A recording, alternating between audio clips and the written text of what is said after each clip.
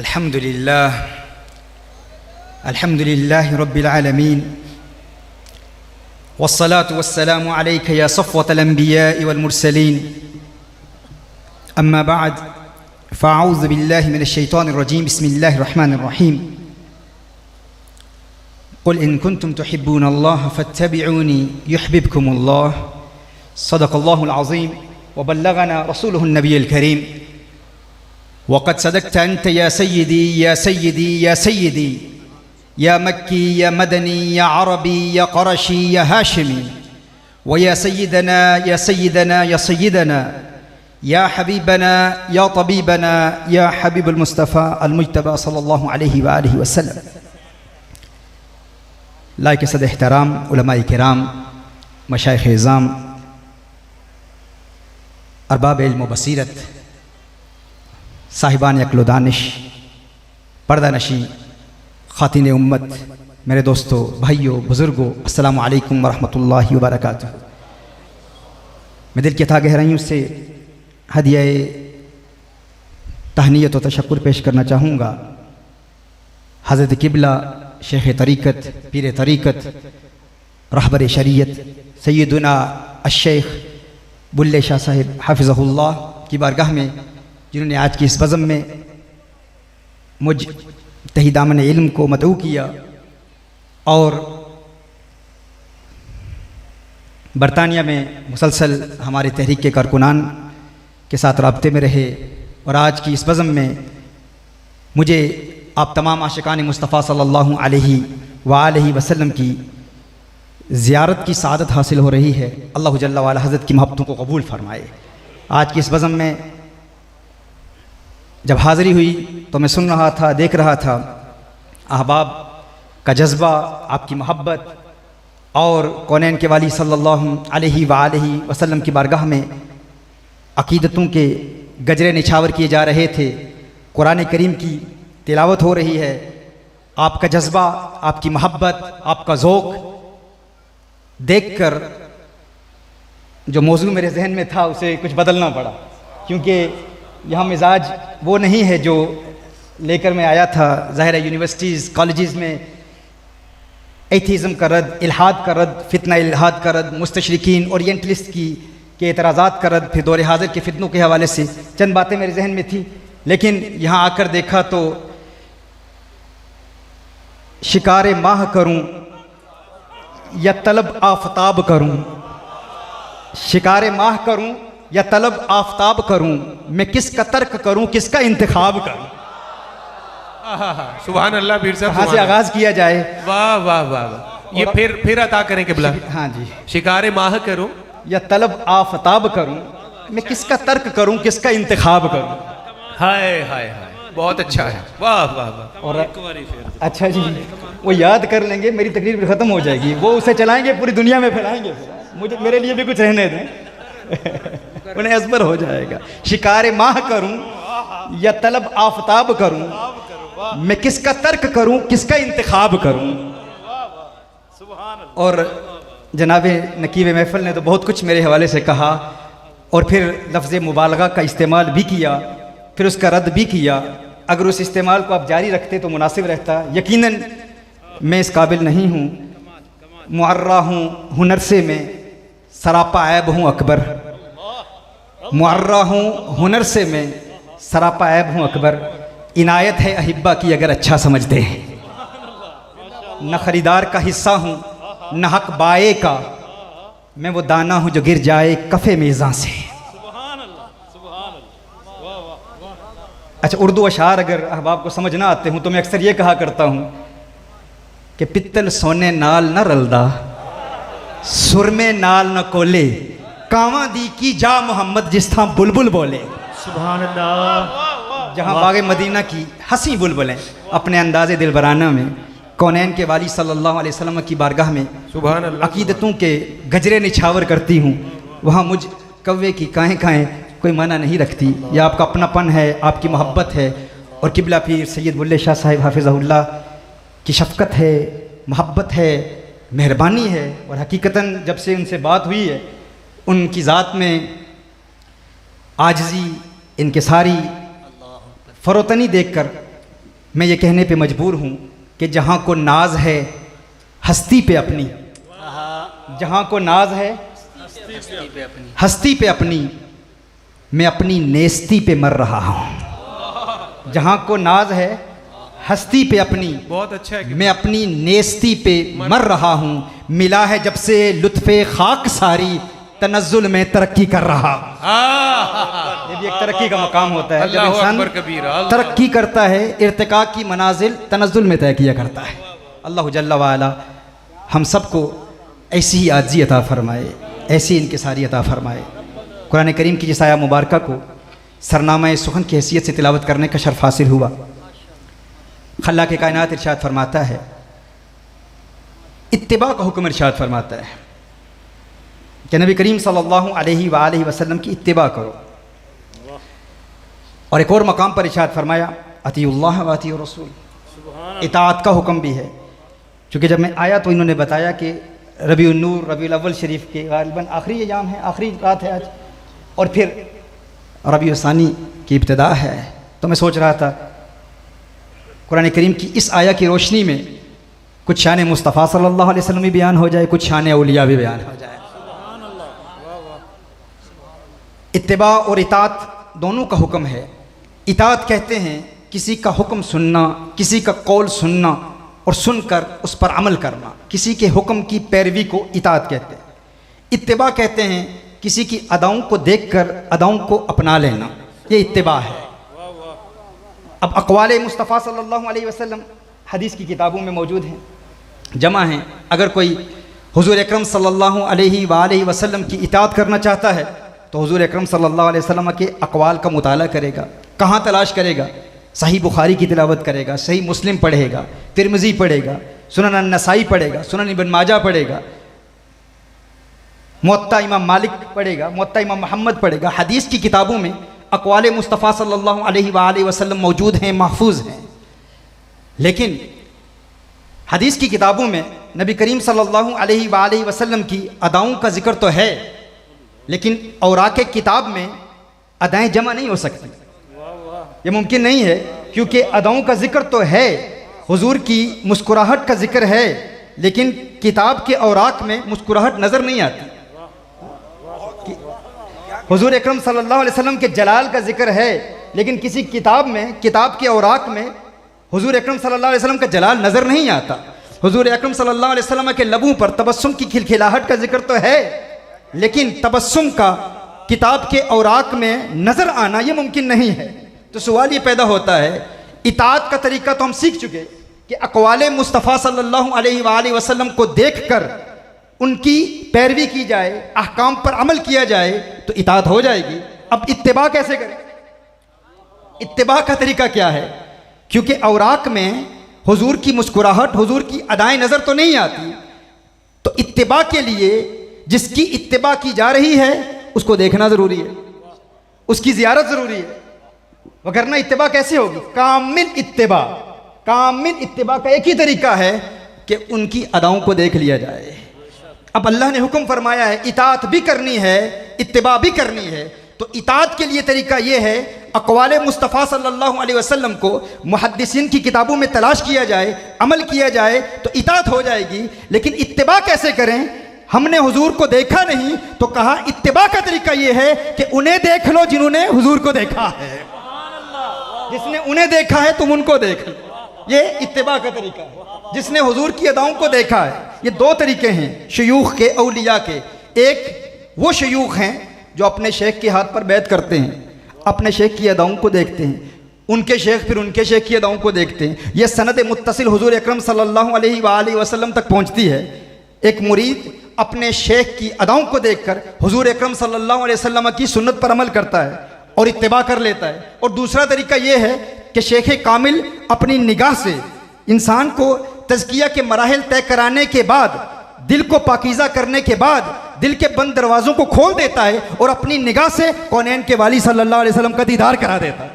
ये दो तरीके हैं। एक तो ये है कि अपने शेख को देखकर उसके शेख की ज़ियारत की जाए, फिर उसके शेख की ज़ियारत की जाए, यूँ फिर ये सिलसिला सल्फ़ुस सालिहीन तक पहुँचता है, अतबाउ ताबईन तक पहुँचता है, फिर ताबईन तक पहुँचता है, फिर सहाबा तक पहुँचता है, और सहाबा के ज़रिए फिर हम कौनैन के वाली सल्लल्लाहु अलैहि वसल्लम की ज़ियारत करते हैं। लेकिन आगाज़ कहाँ से होता है? मुर्शिद कामिल की ज़ियारत से। एक तो ये तरीका है, और दूसरा तरीका ये है कि मुर्शिद कामिल कौनैन के वाली सल्लल्लाहु अलैहि वसल्लम का दीदार करा देता है। दो तरीके हैं। हाँ? और ये मुर्शिद देखता है कि मुरीद के दिल की हालत क्या है, किसी को किताबों के ज़रिए से और किसी को बराह रास्त मुशाहदा करा के। रिंद के ज़र्फ़ पे साकी की नज़र रहती है। हाँ, रिंद के ज़र्फ़ पे साकी की नज़र रहती है, इसे चुल्लू से पिला दे उसे पैमाने से। निगाहे मस्त मिलाई तो मैं पिला के उठे, जहां वो बैठ गए मैं कदा बना के उठे।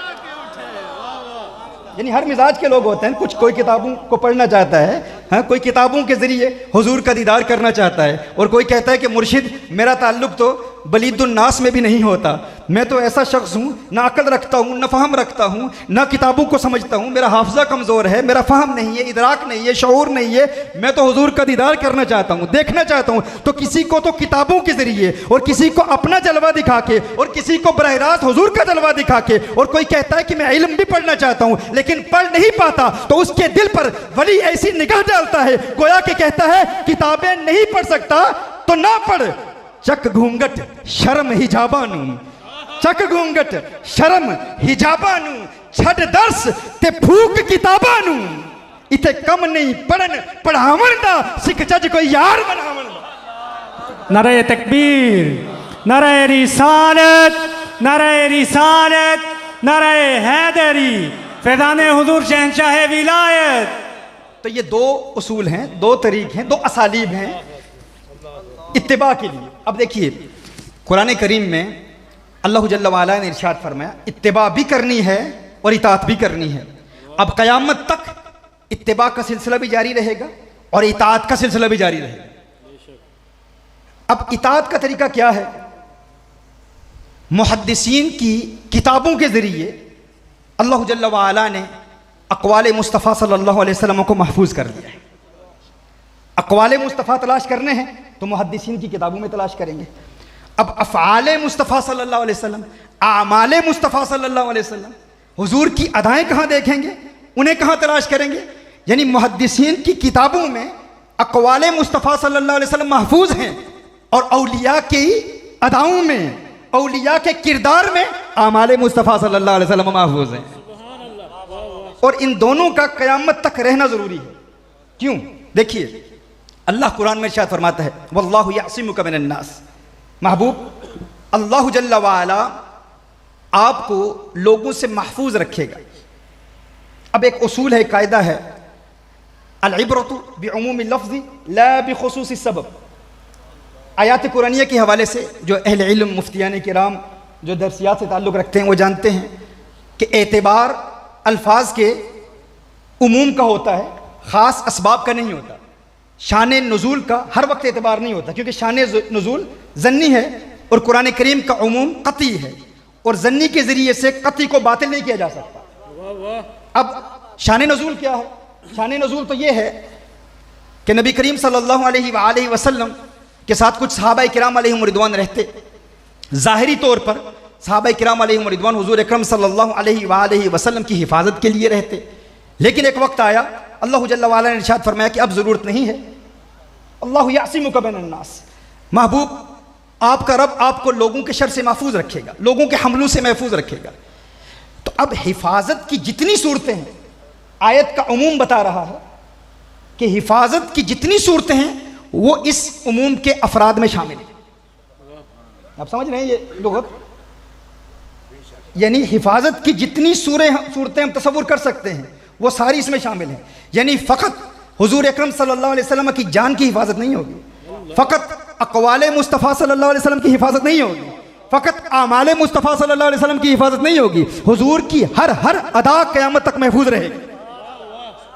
यानी आप समझ रहे हैं क्या अर्ज़ कर रहा हूँ? हर अदा महफूज रहेगी, फ़कत अक़वाल की हिफाजत नहीं है, क्योंकि यहाँ पर उमूम है।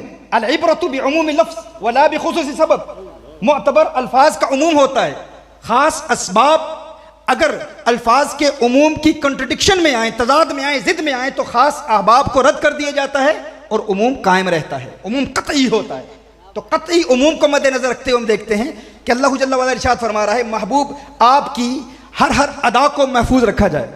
हुजूर अकरम सल्लल्लाहु अलैहि वसल्लम ने ज़िंदगी में क्या तनावुल फरमाया, हुजूर अकरम सल्लल्लाहु अलैहि वसल्लम कहाँ कहाँ तशरीफ़ ले गए, हुजूर अकरम सल्लल्लाहु अलैहि वसल्लम की मुस्कुराहट को भी महफूज रखा गया, हुजूर अकरम सल्लल्लाहु अलैहि वसल्लम की आंखों के हुस्न को भी महफूज रखा गया, हुजूर अकरम सल्लल्लाहु अलैहि वसल्लम के अलम नशरह के सीने को भी महफूज रखा गया, माज़ाक के सुर्ख डोरों के हुस्न को भी महफूज रखा गया, हुजूर की हर अदा को महफूज रखा गया।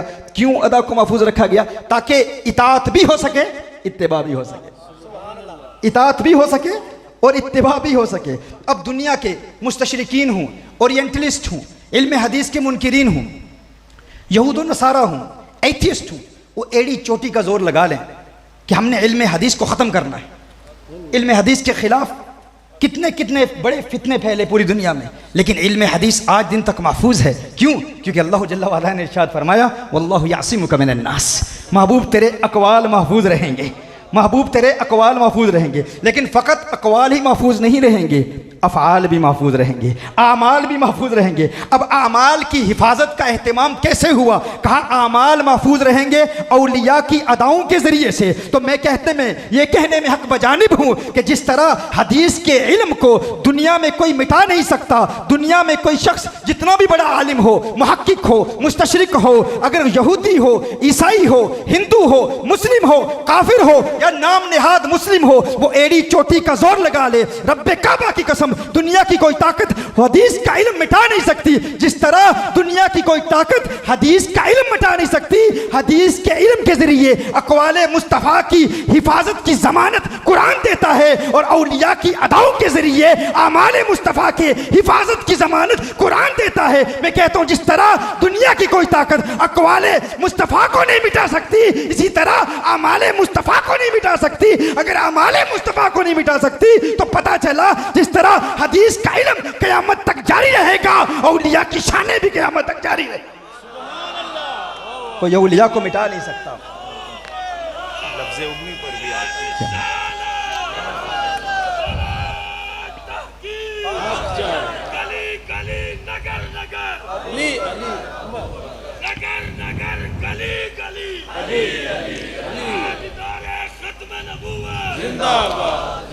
ये मेरे कुछ दोस्त मोबाइल पे रिकॉर्डिंग्स कर रहे हैं, आप प्लीज़ रहने दीजिए। लाइव लेक्चर सुनिए किबला का और उसे सीनों में महफूज कीजिए, मोबाइल पे रिकॉर्डिंग्स ना कीजिए, सुनिए, तवज्जो से सुनिए। तो अक़वाले मुस्तफ़ा सल्लल्लाहु अलैहि वसल्लम की हिफाजत के लिए हमें अहले इल्म के पास जाना है, मुहद्दिसीन के पास जाना है, शयूख़ हदीस के पास जाना है, उनकी बारगाह में ज़ानुए तलम्मुस दे करना है और आमाले मुस्तफ़ा सल्लल्लाहु अलैहि वसल्लम, हुज़ूर अकरम सल्लल्लाहु अलैहि वसल्लम की अदाओं को देखने के लिए मुर्शिद की बारगाह में हाजिर होना है। तो मुहद्दिसीन के पास जाओ, सूफिया के पास जाओ, और अगर फ़यूज़ के दोनों चश्मे किसी एक बारगाह में हासिल करना चाहते हो, किसी एक बारगाह से हासिल करना चाहते हो, यानी अक़वाले मुस्तफ़ा भी मिल जाएं, आमाले मुस्तफ़ा भी मिल जाएं, तो फिर अक़वाले मुस्तफ़ा के लिए अहमद अली शाह के पास जाओ और आमाले मुस्तफ़ा के लिए शहंशाह विलायत की बारगाह में हाजिर हो जाओ, आगे दोनों चश्मे मिल जाएं।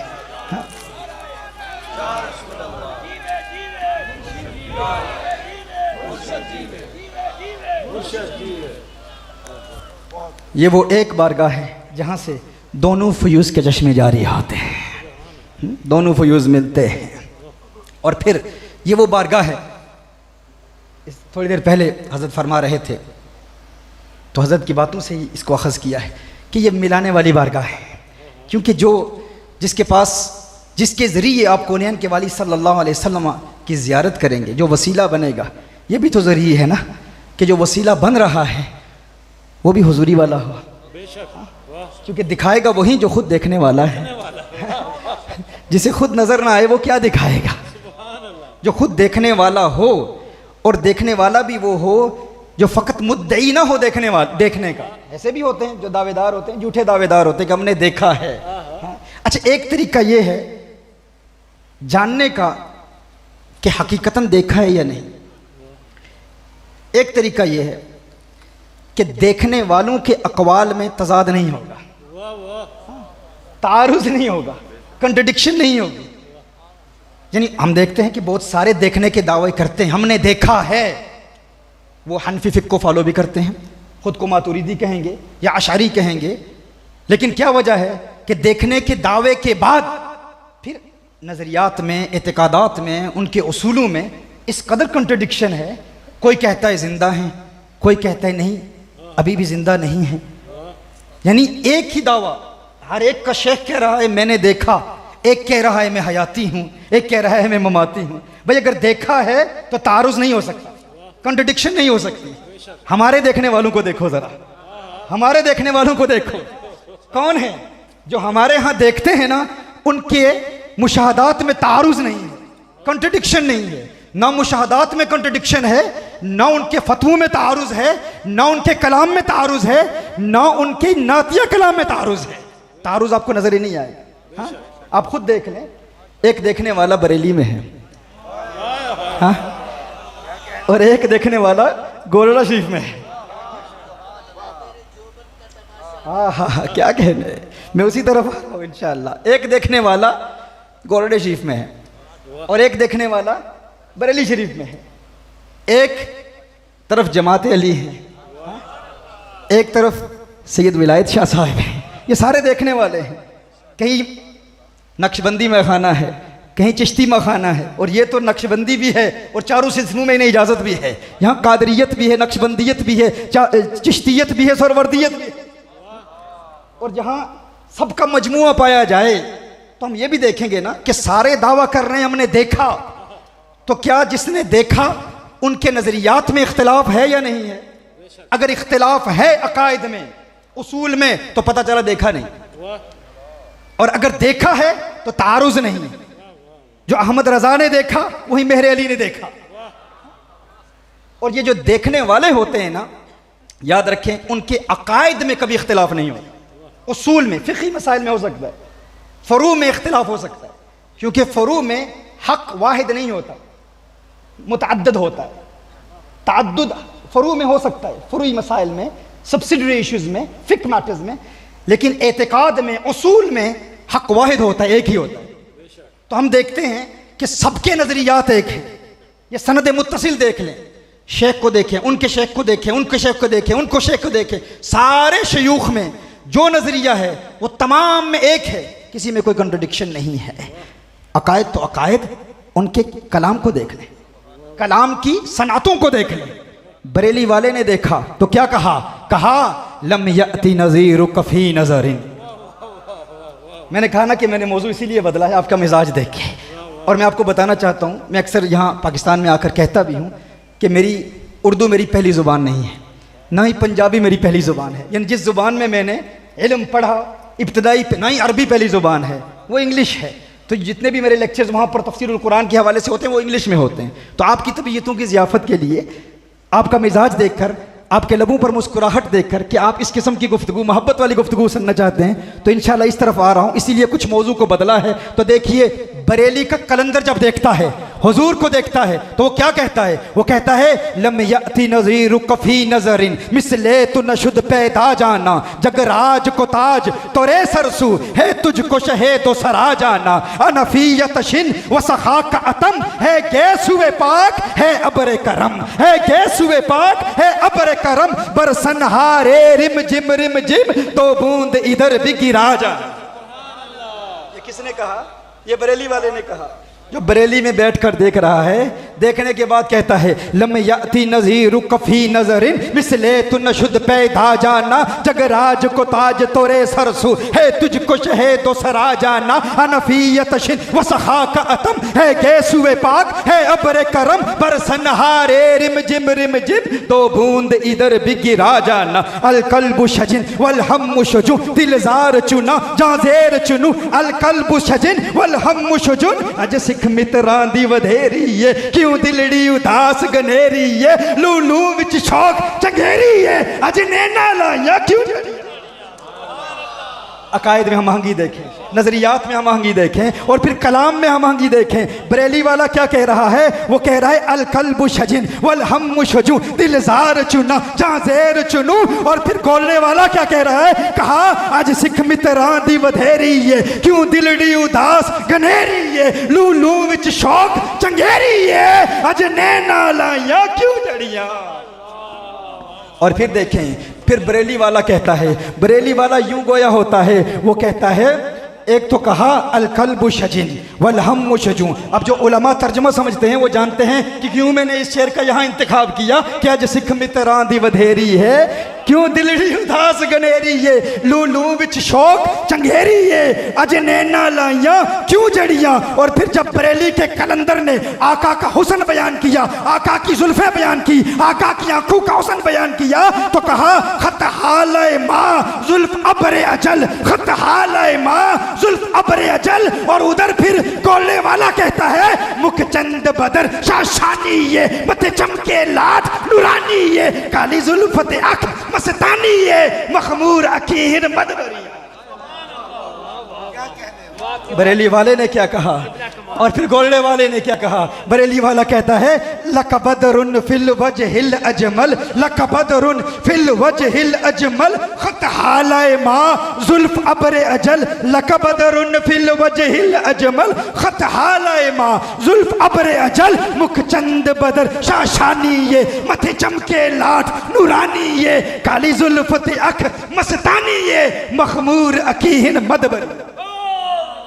फिर बरेली वाला क्या कहता है? बरेली वाला कहता है आला हजरत फाजिले बरेली कहते हैं बस खामाए खामे नवाए रजा, न ये तर्ज मेरी न ये रंग मेरा, बस खामाए खामे नवाए रजा, न ये तर्ज मेरी न ये रंग मेरा, सुबहान अल्लाह मा अजमल का मा अहसन का मा अकमल का। तर्जमे पर गौर की करते चले जाए, मैं वजाहत नहीं करता, तफसील में नहीं जाता, अहले इल्म समझ रहे हैं। बस खामाए खामे नवाए रजा, सुबहान अल्लाह मा अजमल का मा अहसन का मा अकमल का, बस खामे खामे नवाए रजा, न ये तर्ज मेरी न ये रंग मेरा, किथे मेरे अली किथे तेरी सना, गुस्ताख किया किथे जा।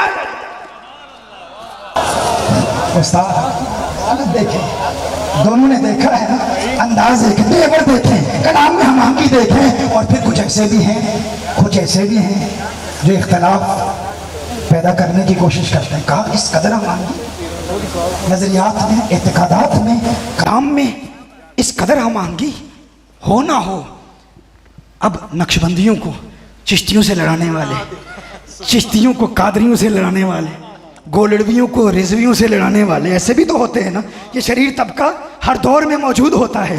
तो किसी ने ये कह दिया हो ना हो मेहरे अली ने अहमद रजा की नकल की है, ये आपस में मिले होंगे, अहमद रजा की नकल की है, मुमकिन है ये मुलाकात साबित हो या ना हो, ये तो और बात है कि हुई या नहीं हुई। तो एक तबका ये कहेगा कि मुमकिन है पीर मेहर शाह रहमान ने मुहद्दिस बरेली की नकल की, गोलड़े वाले ने बरेली वाले को देखा, किसी ने कहा नहीं नहीं अहमद रिजा ने पीर मेहर शाह रहमतुल्लाह ताला अलैह की नकल की होगी। कलाम में इस कदर मांगी है हो ना हो।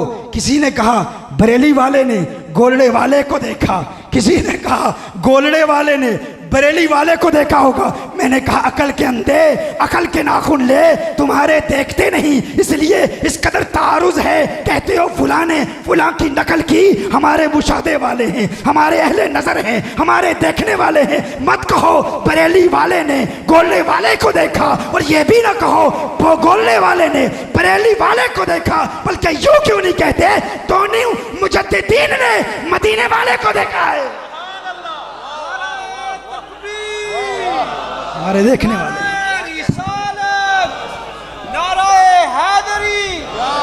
यूं कहो कि दोनों मुजद्दिदीन हकीकतन देखने वाले हैं, इन्होंने कौनैन के वाली सल्लल्लाहु अलैहि वसल्लम को देखा है, इसीलिए दोनों ने एक ही को देखा है, एक ही को देखा है। इसीलिए अकायद में हम आंगी है, उसूल में इत्तेहाद है, और यही उसूल का वो इत्तेहाद है मेरे दोस्तों जिसकी वजह से आज पूरी दुनिया में अगर एथीज़म का रद्द हो रहा है, अगर इल्हाद के फितने का रद्द हो रहा है, अगर आज यूनिवर्सिटीज़ में, कॉलेजेस में हमारी डिबेट्स हो रही हैं गैर मुस्लिमों से, और हम बड़े वसूख और यकीन के साथ इस्लाम का खूबसूरत चेहरा उनके सामने पेश करते हैं और वो कबूल कर लेते हैं, उनका एक बहुत बड़ा इतराज़ ये होता है कि तुम्हारे दावा करते हैं कि तुम्हारे कुरान में कोई कंट्रडिक्शन नहीं, कोई तारुज़ नहीं, एतकाद में कोई तारुज़ नहीं, लेकिन इस कदर कंट्रडिक्शन नज़र क्यों आती है? हम कहते हैं वो कंट्रडिक्शन हमारे अकायद में नहीं है, वो किसी और के अकायद पर तुम एतराज़ कर रहे हो। लेकिन अलमिया ये है कि ये वो लोग हैं जिनके पैगामात आज मीडिया पर नशर हो रहे हैं। गैर मुस्लिम एथियस्ट इनके अकायद को देखकर इस्लाम पर अंगुश्त तनकीद उठाता है, इनके नज़रियात को देखकर इस्लाम पर तनकीद करता है। अहलु सुन्नती वल जमात के जितने भी मुजमा अलैह अकीदे हैं, अकायद हैं, उनमें कोई तारुज़ नहीं है, उनमें कोई कंट्रडिक्शन नहीं है। और जो ये हम कहते हैं कि औलिया अल्लाह जल्ल व अला की बारगाह में नबी करीम सल्लल्लाहु अलैहि वसल्लम के वसीले से जब इल्तिजा करते हैं और अपने मुरीद सादिक को हुजूर का दीदार कराते हैं, तो हमने कब ये दावा किया कि हर वली में ये इस्तेदाद है? हम ये दावा नहीं करते। ये कहा जाता है ना कि अगर जिस तरह आज का एथियस्ट हमसे कहता है, वो कहता है कि अगर अल्लाह है तो फ़लस्तीन को आज़ाद क्यों नहीं कराता? अगर अल्लाह का वजूद है तो उन एथियस्ट को हम क्या जवाब देते हैं? हम कहते हैं हम अल्लाह के वजूद को भी मानते हैं और अल्लाह की हिकमतों को भी मानते हैं। हम वहाँ के एथियस्ट को ये जवाब देते हैं, वो मुतमईन हो जाते हैं। हम लॉजिकल एविडेंसेस पेश करते हैं, रैशनल आर्ग्यूमेंट्स पेश करते हैं। लेकिन अफसोस की बात यह है कि अचानक यहाँ की कुछ आवाज़ें अमेरिका में पहुँचती हैं, बरतानिया में पहुँचती हैं, ऑस्ट्रेलिया में पहुँचती हैं, और कहा जाता है कि अगर अब्दुल कादिर जिलानी मदद कर सकता है तो जब बगदाद पर हमला हुआ तो मदद क्यों नहीं की? जो खुद को ना बचा सका तो मैं क्या बचाएगा? अब उसका जवाब हम क्या देंगे? हम कहेंगे ये नज़रिया तुम्हें मिला कहाँ से? बड़ी रौनक, बड़े तकब्बुर से कहा जाता है ये तो कोई चीज़ ही नहीं है, ये बाबे इनकी औकात क्या है? ये मदद नहीं कर सकते, ये खुद को नहीं बचा सकते, तो तुम्हें क्या बचाएंगे? तो हम कहते हैं तुम्हारे पाकिस्तान में उठने वाली ये आवाज़ें जब वहाँ के एथियस्ट तक पहुँचती हैं तो वो हमें कहते हैं क्या तुम बाबू के हवाले से पाकिस्तान से ये आवाज़ नहीं उठी कि ये बाबे मदद नहीं कर सकते? वहाँ पर ये नैरेटिव आम क्यों हो चुका है? ये बयानिया आम क्यों हो चुका है? वहाँ की यूनिवर्सिटीज़ और कॉलेजेस के नौजवान इस ज़हनी इर्तिबाक और खलिश का शिकार क्यों हो चुके हैं? और वो अब तो तस्लीम कर रहे हैं कि बाबे मदद नहीं कर सकते, इनके पास जाने की ज़रूरत क्या है?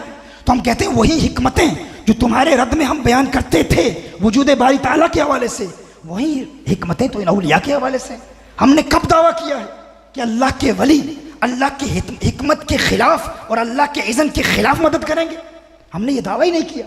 हम कहते हैं अल्लाह का वली कभी भी अल्लाह की हिकमतों और अल्लाह के इज़्न के खिलाफ कोई दुआ भी नहीं करता। ये हमारा एतकाद है, ये हमारा नज़रिया है।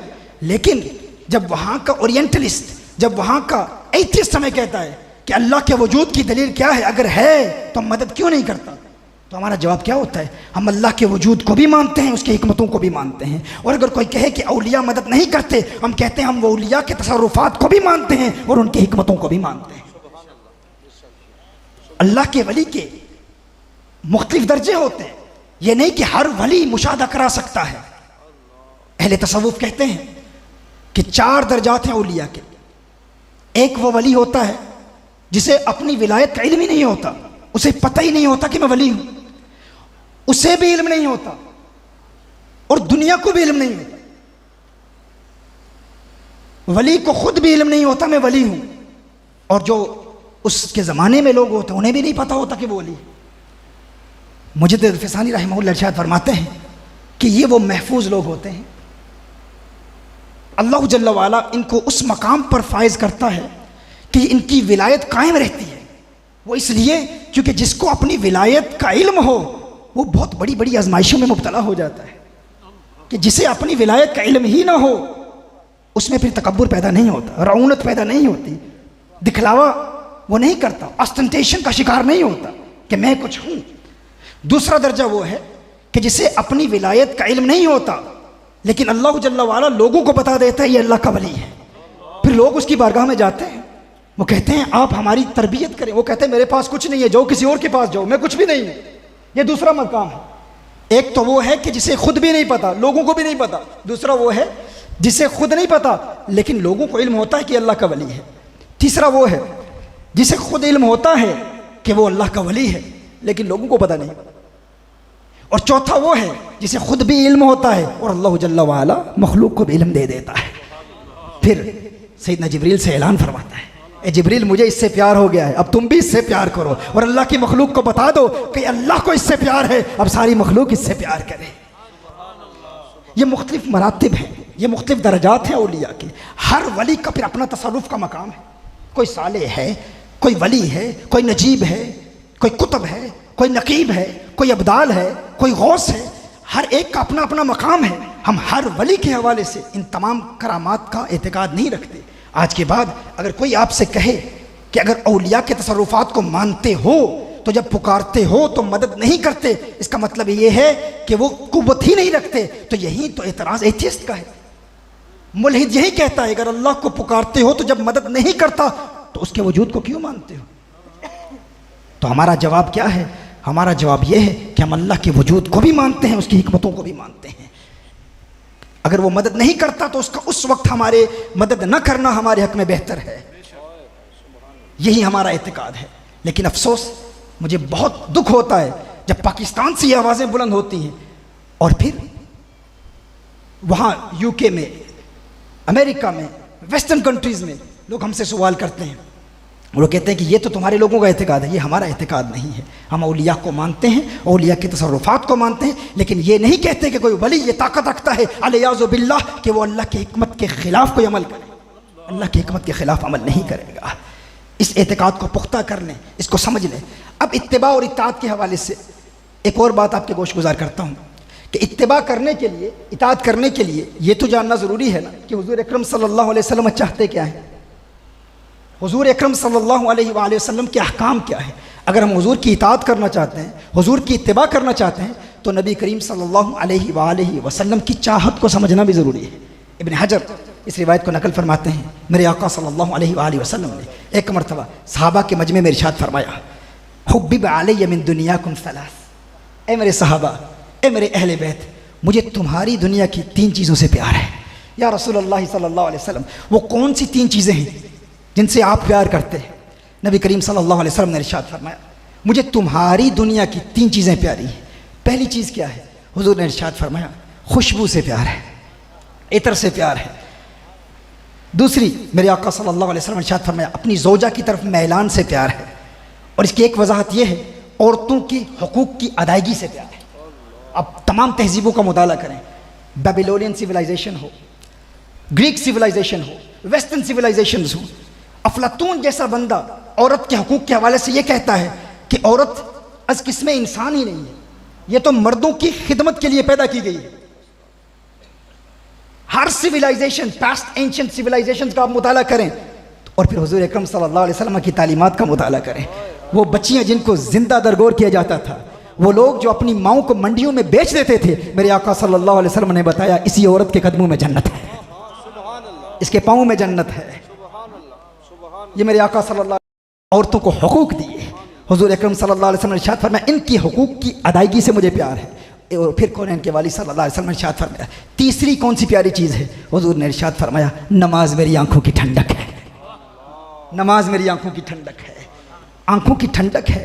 और इसीलिए अल्लाह जल्ल वाला ने नमाज का एहतमाम ही ऐसा कर दिया कि पूरी दुनिया में हर वक्त कोई लम्हा भी ऐसा नहीं गुजरता, कोई सेकंड भी ऐसा नहीं गुजरता, कोई मिली सेकंड भी ऐसा नहीं गुजरता जब दुनिया में कोई नमाज ना पढ़ रहा हो। अगर अमेरिका में फजर का वक्त है, ख़त्म होता है तो कनाडा में शुरू हो जाता है, कनाडा में ख़त्म होता है तो कहीं और शुरू हो जाता है। पाकिस्तान में नमाज का वक्त ख़त्म होता है, हिंदुस्तान में शुरू हो जाता है, बांग्लादेश में शुरू हो जाता है, ऑस्ट्रेलिया में शुरू हो जाता है। फजर का वक्त जारी है, ज़ोहर का वक्त जारी है, असर का वक्त जारी है, मगरिब का वक्त जारी है, इशा का वक्त जारी है। नमाज का वक्त ख़त्म ही नहीं होता। कहीं ना कहीं दुनिया में हर वक्त नमाज अदा हो रही है। या रब्बल आलमीन, तूने पूरी दुनिया में ये निज़ामुल औकात नमाज का ऐसा क्यों बनाया कि हर वक्त कोई ना कोई नमाज पढ़ रहा है? तो जवाब आता है, क्या तुम जानते नहीं मेरे महबूब ने फरमाया था, नमाज मेरी आंखों की ठंडक है, नमाज मेरी आंखों की ठंडक है। अल्लाह ने ये सारी कायनात बनाई हुजूर के लिए है। अल्लाह चाहता है कि कोई एक लम्हा भी ऐसा ना गुजरे जब मेरे महबूब की आंखों तक ठंडक ना पहुंच रही हो। वो ठंडक पहुंचा रहा है अपने महबूब के लिए, इसीलिए क्योंकि सारी कायनात बनाई हुजूर के लिए है ना। आला हज़रत इसीलिए फरमाते हैं ये सबा सनक, वो कली चटक, ये जुबां चहक, लबे जो झलक, ये महक झलक, ये चमक दमक, सब उसी के दम की बहार है।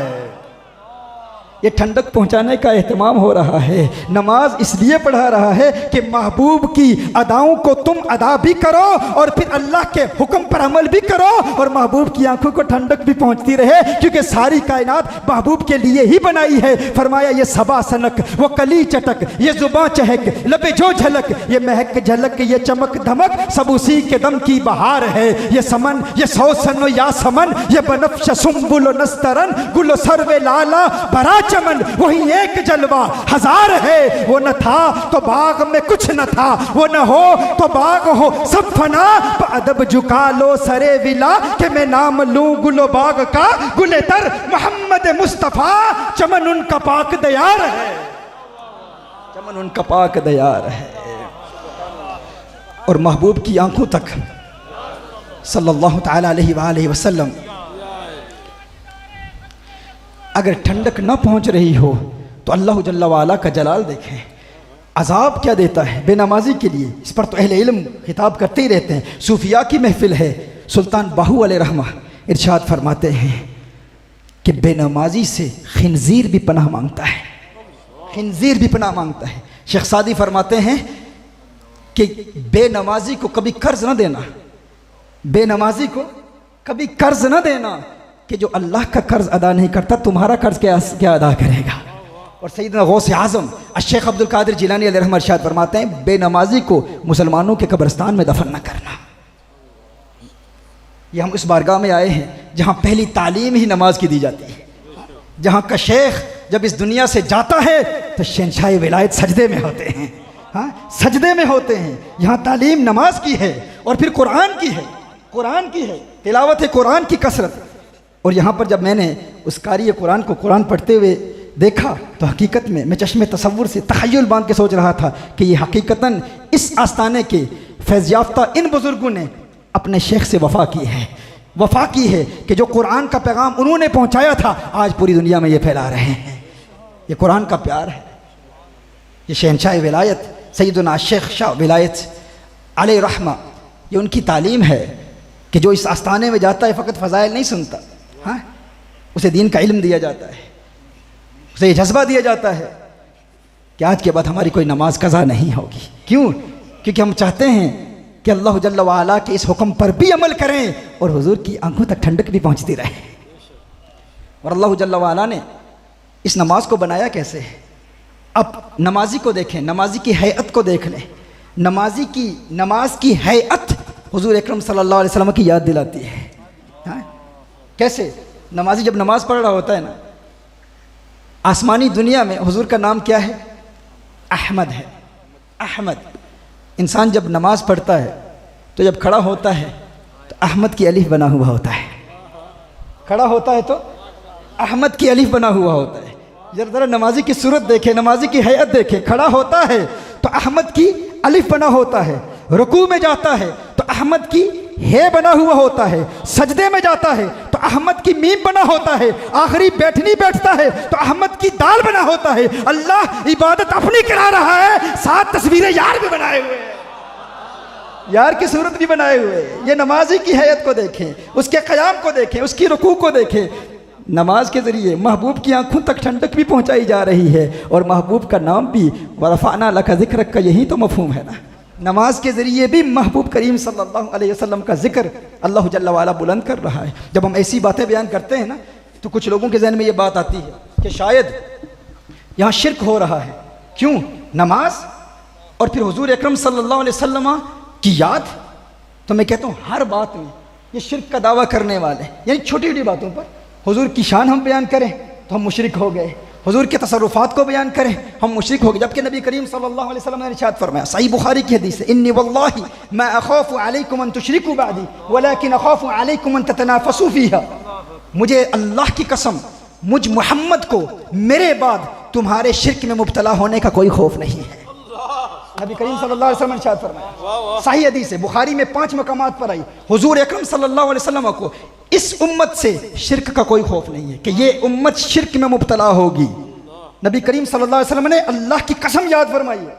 अब इसमें मुखस्सिस कोई नहीं है, कोई तखसीस करे कि मुखस्सिस कोई ला सकता है तो लाए, इसमें उमूम है। अगर कोई कहे ये तखसीस सहाबा के दौर तक है तो फिर आगे बढ़ो। हुजूर ने इरशाद फरमाया, वलकिन अखाफु अलैकुम अन ततनाफसू फिहा, मुझे इस बात का खौफ है कि तुम दुनिया की मोहब्बत में मुब्तला हो जाओगे। तो किसके नजरियात को तकवीह दे रहे हो? अगर तुम कहते हो कि इससे मुराद फ़कत सहाबा शिर्क में मुब्तला नहीं होंगे तो हदीस का दूसरा हिस्सा देखो। हुजूर ने इरशाद फरमाया, मुझे इस बात का खौफ नहीं है कि तुम शिर्क में मुब्तला होगे, मुझे इस बात का खौफ है, और सही बुखारी की हदीस है, कि तुम दुनिया की मोहब्बत में ऐसे मुब्तला हो जाओगे कि दुनिया के हुसूल के लिए आपस में मुकाबला करोगे, तनाफुस फिर दुनिया में मुब्तला हो जाओगे। तो क्या सहाबा किराम अलैहिम रिदवान जिन्होंने अपनी जानें हुजूर के नाम पे कुर्बान की, सब कुछ हुजूर के नाम पे कुर्बान कर दिया, क्या वो दुनिया के हासिल करने में आपस में एक दूसरे का मुकाबला कर रहे थे? ये सहाबा की तौहीन है, इसमें सहाबा किराम अलैहिम रिदवान की तौहीन लाजिम आती है। नबी करीम सल्लल्लाहु अलैहि वसल्लम का ये फरमान तमाम उम्मत के लिए है, मुझे अल्लाह की कसम, मुझे मेरे बाद तुम्हारे शिर्क में मुब्तला होने का खौफ नहीं। और एक मकाम पर इरशाद फरमाया, मेरे आका सल्लल्लाहु अलैहि वसल्लम ने इरशाद फरमाया, इन्नमा अतखव्वफु अलैकुम रजुलन क़रअल कुरआन हत्ता इज़ा रुअयत बहजतहु अलैहि। सवाल ये पैदा होता है, हुजूर ने इरशाद फरमाया, मुझे तुम्हारे शिर्क में मुब्तला होने का खौफ नहीं है कि तुम मुशरिक हो जाओगे।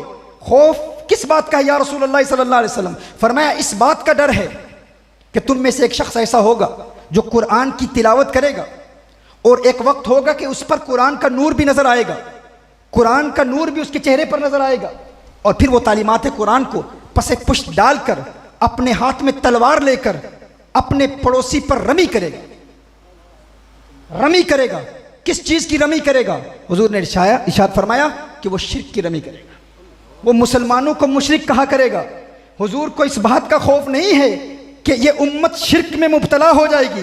या रसूलुल्लाह सल्लल्लाहु अलैहि वसल्लम किस हवाले से खौफजदा है, किस हवाले से परेशान है? फरमाया, ए मेरे उम्मतियों, ए मेरे आशिकों, मुझे तुम्हारे शिर्क में मुब्तला होने का खौफ नहीं, खौफ इस बात का है कि तुम मुसलमानों को मुशरिक कहा करोगे, लोगों पर शिर्क के फतवे लगाया करोगे। उस वक्त मेरे आका सल्लल्लाहु अलैहि वसल्लम के राजदान सहाबी हज़रत हुज़ैफा रज़ियल्लाहु ताला अन्हु ने इस उम्मत पर एक एहसान किया।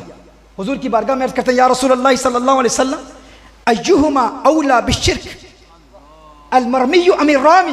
या रसूलल्लाह सल्लल्लाहु अलैहि वसल्लम, ये मसला भी हल फरमा दें, क्योंकि हुजूर जानते हैं, हुजूर को इल्म है, एक वक्त आएगा कि लोग मुसलमानों को, कलिमा गो मुसलमानों को मुशरिक कहा करेंगे। हुजूर को इल्म है, एक वक्त आएगा कि लोग मज़ारात पर जाने वालों को मुशरिक कहेंगे, या रसूलुल्लाह सल्लल्लाहु अलैहि वसल्लम की सदा बुलंद करने वालों को मुशरिक कहेंगे, लोग मिलाद मुस्तफ़ा सल्लल्लाहु अलैहि वसल्लम की महफिल के इनेकाद करने वालों को मुशरिक कहेंगे, उर्स की महफिल के इनेकाद करने वालों को मुशरिक कहेंगे। तो हज़रत हुज़ैफा रज़ियल्लाहु ताला अन्हु ने अर्ज़ किया, रसूलुल्लाह सल्लल्लाहु अलैहि वसल्लम, ये बात तो वाज़ेह हो गई कि शिर्क के हवाले से आपको कोई गम नहीं, कोई खौफ नहीं कि ये उम्मत शिर्क का इर्तिकाब करेगी। और आपने ये भी फरमा दिया, खौफ इस बात का है कि ये उम्मत आपस में एक दूसरे का मुकाबला करेगी दुनिया के हुसूल के लिए। और फिर आपने ये भी इरशाद फरमा दिया, खौफ इस बात का है कि एक वक्त आएगा, एक शख्स कुरान की किरात करेगा लेकिन कुरान का नूर भी उस पर नजर आएगा। फिर एक वक्त आएगा जब वो तालीमात कुरानिया को पसे पुश डालकर अपने हाथ में तलवार लेकर अपने पड़ोसी पर शिर्क की रमी करेगा। या रसूलुल्लाह सल्लल्लाहु अलैहि वसल्लम, ये भी वजाहत फरमा दें कि इन दोनों में शिर्क से करीब कौन होगा? वो जो लोगों पर शिर्क का फतवा लगा रहा है, अपने पड़ोसी को मुशरिक कह रहा है, वो शिर्क के करीब होगा, या जिसे मुशरिक कहा जा रहा है शिर्क से वो करीब होगा? हुजूर अकरम सल्लल्लाहु अलैहि वसल्लम ने इरशाद फरमाया, ऐ मेरे सहाबी, ऐ उज़ैफा, सुन लो कि जिसे मुशरिक कहा जा रहा है उसका शिर्क से कोई ताल्लुक नहीं होगा, वो जो शिर्क के फतवे लगाने वाला है वही शिर्क से करीब होगा। अब मैं आपसे पूछता हूँ, हमारे तबका में, हमारे यहाँ अहले तसव्वुफ में, क्या हम लोगों को मुशरिक कहते हैं? हमारे यहाँ किसी को मुशरिक नहीं कहा जाता, हम किसी को मुशरिक नहीं कहते, लेकिन हमें लोग मुशरिक कहते हैं। क्यों कहते हैं? इन्हीं औलिया की महफिल के नेकात की बुनियाद पर, हुजूर अकरम सल्लल्लाहु अलैहि वसल्लम की शान बयान करने की बुनियाद पर। जब हम हुजूर अकरम सल्लल्लाहु अलैहि वसल्लम के इख्तियारात को बयान करते हैं, हुजूर के तसर्रुफात को बयान करते हैं, हुजूर की कुव्वत को बयान करते हैं, हुजूर की ताकत को बयान करते हैं, इल्म की वसअत को बयान करते हैं, तो लोग हमें मुशरिक कहते हैं। और फिर जुर्रत इतनी कि हुजूर अकरम सल्लल्लाहु अलैहि वसल्लम की ज़ात में नक्श और ऐब तलाश करने के बावजूद खुद ये भी कहते हैं हमें हुजूर से बड़ा प्यार है, हमें हुजूर अकरम सल्लल्लाहु अलैहि वसल्लम से बड़ी मोहब्बत है। ये मेरे बरतानिया में से आए हुए साथी देख रहे हैं, ये वहाँ का यही मामला है ना। Everyone claims this. I love the Prophet sallallahu alaihi wasallam, but I want to defend you. I want to protect you from shirk. But I want to protect you. I fear shirk from you. That's all that they say. This is the statement that's made by everyone. But I want to save you from shirk. I love you. I want to save you from the fire of hell. But we need to tell them. Rasulullah sallallahu alaihi wasallam said, "By Allah, O members of my nation, I do not fear shirk from you. My ummah cannot commit shirk. Why? Because this is the ummah of tawheed. It is not the ummah of shirk. ये उम्मत तौहीद है, उम्मत शिर्क नहीं है। ये उम्मत शिर्क नहीं करती। और फिर इतनी रौनक, इतना तकब्बुर कहा किया जाता है? कहा जाता है हम हुजूर से प्यार तो करते हैं। भाई तुम हुजूर से मोहब्बत के मुद्दई हो, क्या मेयार मोहब्बत को कभी तुमने देखा है? नबी करीम सल्लल्लाहु अलैहि वसल्लम तो इरशाद फरमाते हैं कि मोहब्बत अंधा कर देती है, मोहब्बत बहरा कर देती है। हुब्बु को शै युअमी, अगर तुम्हें किसी चीज से प्यार हो जाए ना, किसी चीज से मोहब्बत हो जाए तो मोहब्बत अंधी होती है, मोहब्बत बहरी होती है। इसका मतलब क्या है? क्या आपको कभी किसी से प्यार हुआ है? मोहब्बत हुई है? जब मोहब्बत हो जाती है ना तो इंसान अंधा हो जाता है, इंसान बहरा हो जाता है, उसे अपने महबूब में ऐब नज़र नहीं आते। आपका कोई बेटा किसी लड़की से शादी करना चाहता हो, आप कहें बेटे देख ले, उसका किरदार देख, उसकी सूरत देख, उसकी शक्ल देख, उसका उठना बैठना देख, वो तेरे लायक नहीं है, तुझे कहाँ उसमें हुस्न नज़र आया? तो बेटा कहेगा कि मुझे तो हुस्न ही नज़र आ रहा है, मुझे तो उसमें हुस्न ही नज़र आ रहा है, जमाल ही नज़र आ रहा है। बाप बड़ी शफ़क़त से, बड़ी मोहब्बत से समझाने की कोशिश करता है, कहाँ है हुस्न उसमें, वो खूबसूरत नहीं है, तू अपना कद देख, अपना हुस्न देख। इसी तरह कोई बेटी कहती है कि मैं फलां जगह शादी करना चाहती हूँ, तो क्या होता है? बाप समझाता है कि क्यों अपने बाप की बात का इनकार करती है, तू देख उसका किरदार देख, उसका औरों से भी राब्ता है, वो और लड़कियों से भी बातें करता होगा, तुझे गुमराह करने की कोशिश कर रहा होगा। लेकिन वो बेटी क्या कहती है? वो जो अपने बाप की इताअत नहीं करती, नाफरमानी करती है, या वो बेटा जो अपने बाप या माँ की नाफरमानी करता है, वो कहते हैं नहीं मुझे तो नक्स नज़र नहीं आता। क्यों नक्स नज़र क्यों नहीं आता? क्योंकि जब इंसान को किसी से प्यार हो जाए ना तो फिर इंसान को ऐब नज़र नहीं आते, इंसान अंधा हो जाता है। हुजूर अकरम सल्लल्लाहु अलैहि वसल्लम ने इरशाद फरमाया ना कि मोहब्बत अंधी होती है और मोहब्बत बहरी भी होती है। क्योंकि बताने वाले बता रहे हैं, दिखाने वाले दिखा रहे हैं, फलां ऐब है, फलां नक्स है, उसे ऐब नज़र ही नहीं आता। बताने वाले बता रहे हैं, वो सुन रहा है लेकिन वो बहरा हो जाता है। हुजूर ने इरशाद फरमाया मोहब्बत अंधा भी कर देती है, बहरा भी कर देती है। आप देखें, आप कोई किसी दुकान में जाएं, कोई चीज़ खरीदने के लिए जाएं, कोई मोबाइल फ़ोन खरीदने के लिए जाएं, जब तक आप उस फ़ोन को अपनाते नहीं आपको नक्स नज़र आ रहे होते हैं। जिस तरह रिकॉर्डिंग कर रहे हैं ना, इनको बताया गया है ना रिकॉर्डिंग करें, लेकिन इन्हें इस मोबाइल से बड़ी मोहब्बत है। हाँ, अब ये मोबाइल ख़रीद लिया, अब मैं इस मोबाइल में नक्स तलाश करूँ कि इसमें फला ऐब है, फला डिफेक्ट है, ये कहते हैं मैं नज़र नहीं आता। क्यों?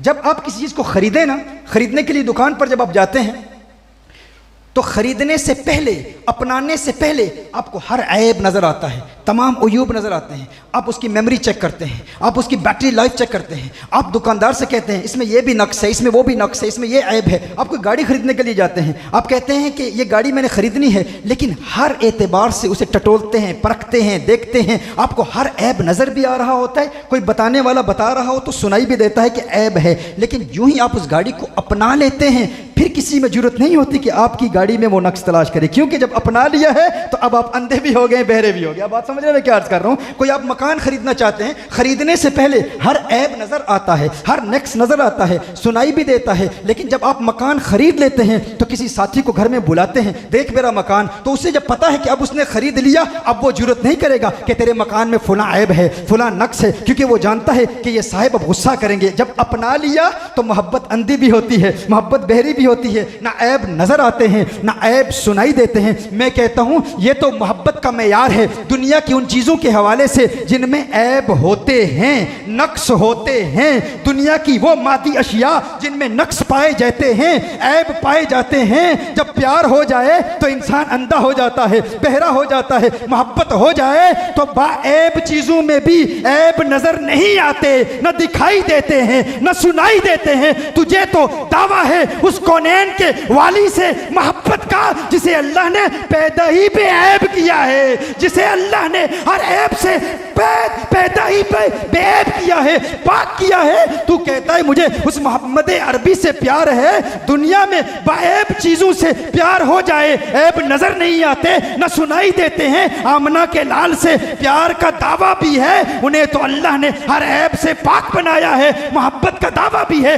फिर भी कहता है पुकारो सुनते नहीं, फिर भी कहता है उनका वसीला जायज नहीं, फिर भी कहता है इल्मे कयामत नहीं रखते, फिर भी कहता है माफिल अरहाम का इल्म नहीं रखते, फिर भी कहता है बारिश का इल्म नहीं रखते, फिर भी कहता है मुस्तकबिल का इल्म भी नहीं रखते, फिर भी कहता है कि मजार से सुनते ही नहीं। पता चला तुझे प्यार हुआ ही नहीं है, पता चला तूने अपनाया ही नहीं है, पता चला तू मोहब्बत का झूठा दावेदार है। अगर तुझे हकीकतन प्यार होता तो अहमद रजा की बोली में तू कहता तू जिंदा है वल्ला, तू जिंदा है वल्ला, मेरे चश्मे आलम से चुप जाने वाले।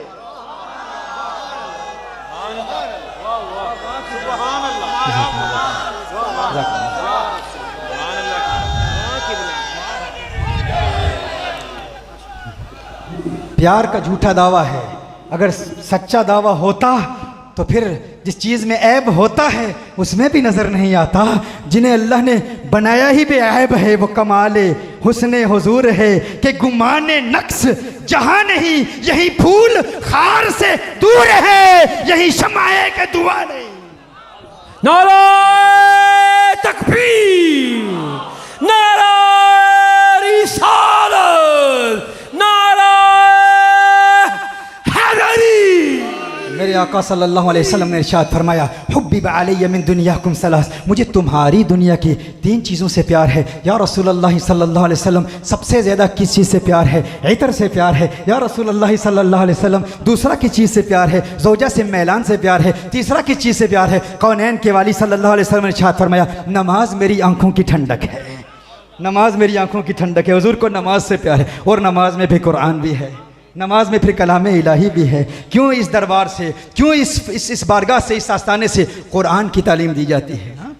क्योंकि कुरान तुम्हें दुनिया की हर चीज़ से बेनियाज कर देता है। फ़ारूक आज़म रदी अल्लाह ताला अन्हु की बारगाह में एक शख्स हाजिर होता है, दरवाजे पर दस्तक देता है, मुझे आटे की ज़रूरत है। कुछ अरसे के बाद फिर आता है, मुझे रोटी चाहिए। कुछ अरसे के बाद फिर आता है, मुझे पैसा चाहिए। कंजुल उम्माल की हदीस का मफ़हूम पेश कर रहा हूँ। एक दिन फ़ारूक आज़म रदी अल्लाह ताला अन्हु जलाल में आ गए, फरमाया इज़हब तअल्लम कुरान। बार बार मेरे दरवाजे पे आ जाते, जा कुरान पढ़, कुरान का इल्म सीख, कुरान का इल्म पढ़। उसके बाद फिर फ़ारूक आज़म रदी अल्लाह ताला अन्हु की बारगाह में नहीं आया। कुछ अरसे के बाद एक सड़क पर मिला। फ़ारूक आज़म ने फरमाया तू मुझसे नाराज़ है, नाराज़ हो गया है? मैंने तो मना नहीं किया था, मैंने सिर्फ ये कहा था जा कुरान का इल्म पढ़, कुरान को पढ़, लेकिन तूने मेरे घर में आना ही छोड़ दिया। तो फ़ारूक आज़म रदी अल्लाह ताला अन्हु की बारगाह में अर्ज़ करता है ए उमर, जिस चीज़ की तरफ तूने मुझे राग़िब कर दिया है ना, जिस चीज़ की तरफ, जिस इल्म की तरफ तूने मुझे राग़िब कर दिया है, अगनानी अन बाबी उमर, उस इल्म कुरान ने मुझे बाबे उमर से बेनियाज कर दिया है। अल्लाह ने इतनी दौलत दी है, अल्लाह ने इतना माल दिया है, अब मुझे दर दर पर दस्तक देने की ज़रूरत नहीं है। दर दर दिए दुर दुर नालू, दर दर दिए दुर दुर नालू। पंजाबी नहीं आती ना आपको? चलो मैं उर्दू में जारी रखता हूँ, क्योंकि मैं लखनऊ में बैठा हुआ तकरीर कर रहा हूँ ना, यहाँ पंजाबी जानने वाले लोग नहीं होंगे। हाँ जी, वो कराची में जो है, जो गुफ्तगू का मेरा अंदाज़ होता है, या मुंबई में होता है या लखनऊ में होता है, वहीं जारी रखूँ या कुछ बात करूँ आपके लहजे में भी? दर दर निये दुर दुर नालू, दुर बन जा एक दर्दा। हाँ, ये बातें उसे ही समझ आएंगी जो इस बारगाह से फैज़ याफ्ता है। हर एक को समझ नहीं आएगी। क्यों? मूर्ख नू की पंद नसीहत, मूर्ख नू के पंद नसीहत, पत्थर नू की पाला, दुद्धा अंदर काग नुहाइए अंत काले दा काला। दूध के अंदर कव्वे को नहलाएं इस नियत से कि उसका रंग बदल जाएगा, उसका रंग नहीं बदलेगा, वो काले का काला ही रहेगा। लेकिन अहले ज़ौक़ बैठे हैं तो कहा दर दर दिए दुर दुर नालू, दुर बन जा इक दर्दा, चव्वल कुत्ता क्यों खवेंदाएं, दुर बन वक्ता मरदा। चव्वल कुत्ता क्यों दर दर पर जो है दुत्कारे जाते हो? उस एक दर का दुर बन जाओ, मोती बन जाओ। कहा कुरान का इल्म पढ़। कहा ए फारूक आज़म, आपने जिसकी तरफ तवज्जो दिलाई है उस कुरान ने दुनिया के दरवाज़ों से मुझे बेनियाज कर दिया है। तो आओ ये इरादा करें, हम इबादत में भी इस्तिकामत हासिल करेंगे और कुरान की तिलावत भी करते रहेंगे। मेरे आका सल्लल्लाहु अलैहि वसल्लम ने इरशाद फरमाया, इन 3 चीज़ों से प्यार है। अब उस महफिल में फ़ारूक आज़म भी मौजूद हैं, सिद्दीक़ अकबर भी मौजूद हैं, उस्मान गनी भी मौजूद हैं, मौला अली भी मौजूद हैं। सिद्दीक़ अकबर अर्ज़ करते हैं, या रसूल अल्लाह सल्लल्लाहु अलैहि वसल्लम, आपने अपनी 3 पसंदीदा चीज़ों को बयान कर दिया।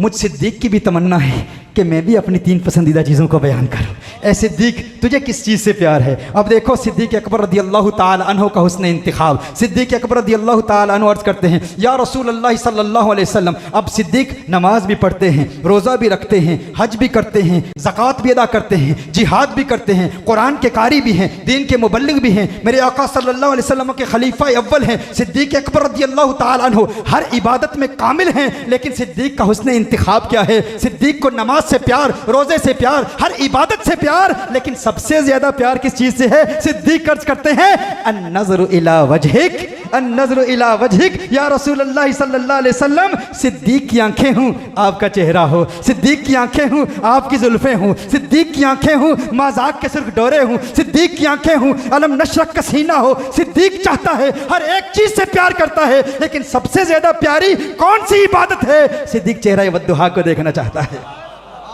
सिद्दीक़ की तमन्ना है कि हुजूर के हुस्न को देखता रहूं। और फिर सिद्दीक़ अकबर हर वक्त हुस्न मुस्तफ़ा सल्लल्लाहु अलैहि वसल्लम को देखते रहते। मदीना मुनव्वरा में है तो हुस्न मुस्तफ़ा को देख रहे हैं, मक्का मुकरमा में है तो हुस्न मुस्तफ़ा को देख रहे हैं। सिद्दीक़ अकबर मदीने में अपने घर में हैं तो चश्मे तसव्वुर से हुजूर का तख़य्युल बांधे हुए हुजूर के हुस्न को देखते हैं। मदीना मुनव्वरा की गलियों में हैं, बाज़ारों में हैं तो हुस्न मुस्तफ़ा को देख रहे हैं, बाज़ार में हैं तो हुस्न मुस्तफ़ा को देख रहे हैं, और फिर गार में हैं तो हुस्न मुस्तफ़ा को देख रहे हैं। मैं क्यों ना कहूं आज मज़ार में तो हुस्न मुस्तफ़ा को देख रहे हैं।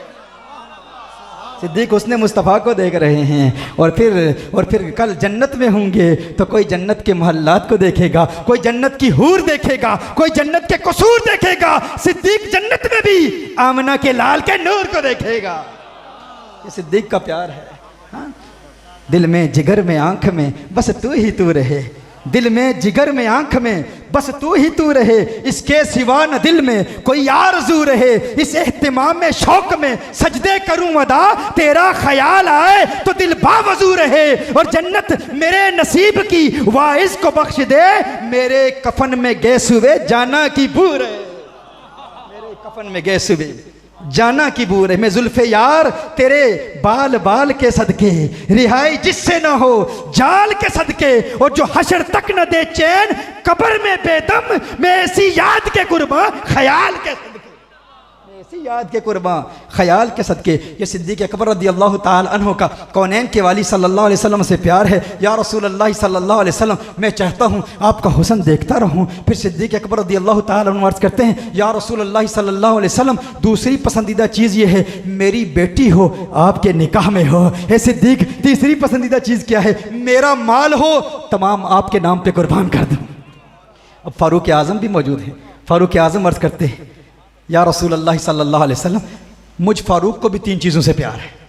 अब ये रब्त देखें, सिद्दीक़ अकबर रदियल्लाहु ताला अन्हु को हुजूर का दीदार सबसे प्यारा है। क्यों?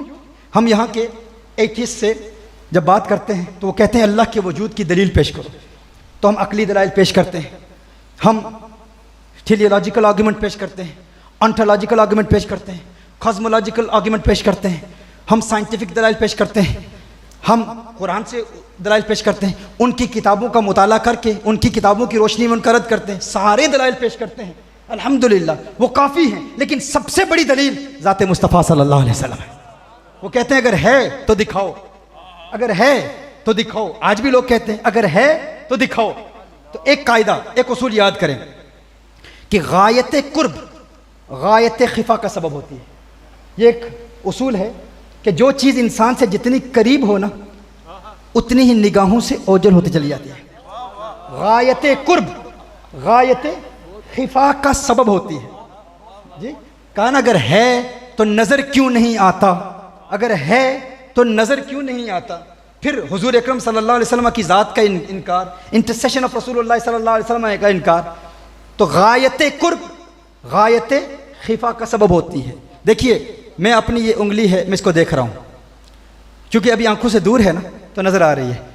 अब कुछ और करीब हो गई, अब भी नज़र आ रही है। अब और करीब हो गई तो रफ्ता रफ्ता ये निगाहों से ओझल होती चली आ रही है, धुंधला सा नज़र आ रहा है। फिर अब और करीब होगी, अब मुझे उंगली नज़र नहीं आ रही। क्यों? क्योंकि जो चीज़ इंसान के जितने करीब होती है उतनी ही उसकी निगाहों से ओझल होती चली जाती है। इसीलिए आप में से किसी ने कभी अपनी आंखों को नहीं देखा? क्या आप में से किसी ने कभी अपनी आंखों को देखा है? नहीं देखा। क्यों? क्योंकि आंखें आपके माथे से मुत्तसिल हैं, वो इतनी करीब हैं कि अब नज़र नहीं आती। अब कोई कहे कि मुझे नज़र आती हैं, मैंने देखा है, तो हम कहेंगे दलील दो। कोई शख्स ये कहेगा कि मेरे पास दलील तो नहीं है, लेकिन किसी देखने वाले ने बताया है तेरी आंखें हैं, तो मैंने उसकी बात पर एतमाद कर लिया कि मेरी आंखें हैं। तो उसे ये कहा जाएगा कि जिस देखने वाले ने तुझे बताया तेरी आंखें हैं, उसने तेरी आंखों को अपनी किन आंखों से देखा था? तुम कहते हो ना जब तक देखूंगा नहीं उस वक्त तक मानूंगा नहीं। तो जिसने तुम्हें कहा है तेरी आंखें हैं और तुमने उसकी बात पर एतमाद कर लिया, क्या उसकी आंखें भी हैं? अगर उसकी आंखें हैं तो उसने अपनी आंखों को देखा है। तुम तो कहते हो नहीं देखा, क्योंकि तुमने कभी अपनी आंखों को नहीं देखा, तो अपनी आंखों के वजूद को क्यों मानते हो? कहा उसने बताया है, तो उसने भी तुम्हारी आंखों को अपनी उन आंखों से देखा है जिन आंखों को उसने भी कभी नहीं देखा था। अब समझ रहे मैं क्या अर्ज कर रहा हूं? उसने भी, तो उसको तो तू अंधा समझता है, क्योंकि उसने भी अपनी आंखों को नहीं देखा। तो उस अंधे की बात पर यकीन करके तूने अपनी आंखों के वजूद को तस्लीम कर लिया। एक शख्स बड़ी रऊनत से कहता है मैंने अपनी आंखों को देखा है। अच्छा, तूने अपनी आंखों को देखा है? कहाँ देखा है? कहा मैंने अपनी आंखों को आईने में देखा है, इसलिए मैं अपनी आंखों को मानता हूं। अच्छा, तूने अपनी आंखों को आईने में देखा है, तो ये बता जब तूने अपनी आंखों को आईने में देखा था तो किन आंखों से देखा था? जब तूने अपनी आंखों को देखा था तो बता फिर किन आंखों से देखा था? अगर इन आंखों से देखा था, अगर ये आंखें यहां हैं तो किस चीज को देख रहा था? वो आंखें में आईने में कैसे? वो तो यहां हैं। और अगर ये आंखें आईने में मुंतकिल हो गई थी तो फिर देखा किन आंखों के साथ था? क्या सुनने आप क्या अर्ज कर रहा हूं? पता चला तूने आईने में अपनी आंखों को नहीं देखा, अपनी आंखों के परतों को देखा, अपनी आंखों की रिफ्लेक्शन को देखा, अपनी आंखों के अक्स को देखा। तूने आईने में अपनी आंखों को नहीं देखा, अपनी आंखों की रिफ्लेक्शन को देखा। तो मैं ये कहने में हक बजानिब हूं कि वो आंखें जो तेरे जिस्म के करीब हैं उन्हें तू आईने के वसीले के बगैर नहीं देख सकता, तो वो रब जो तेरी शेरक से भी करीब है उसे वसीला मुस्तफा के बगैर कैसे देख सकता?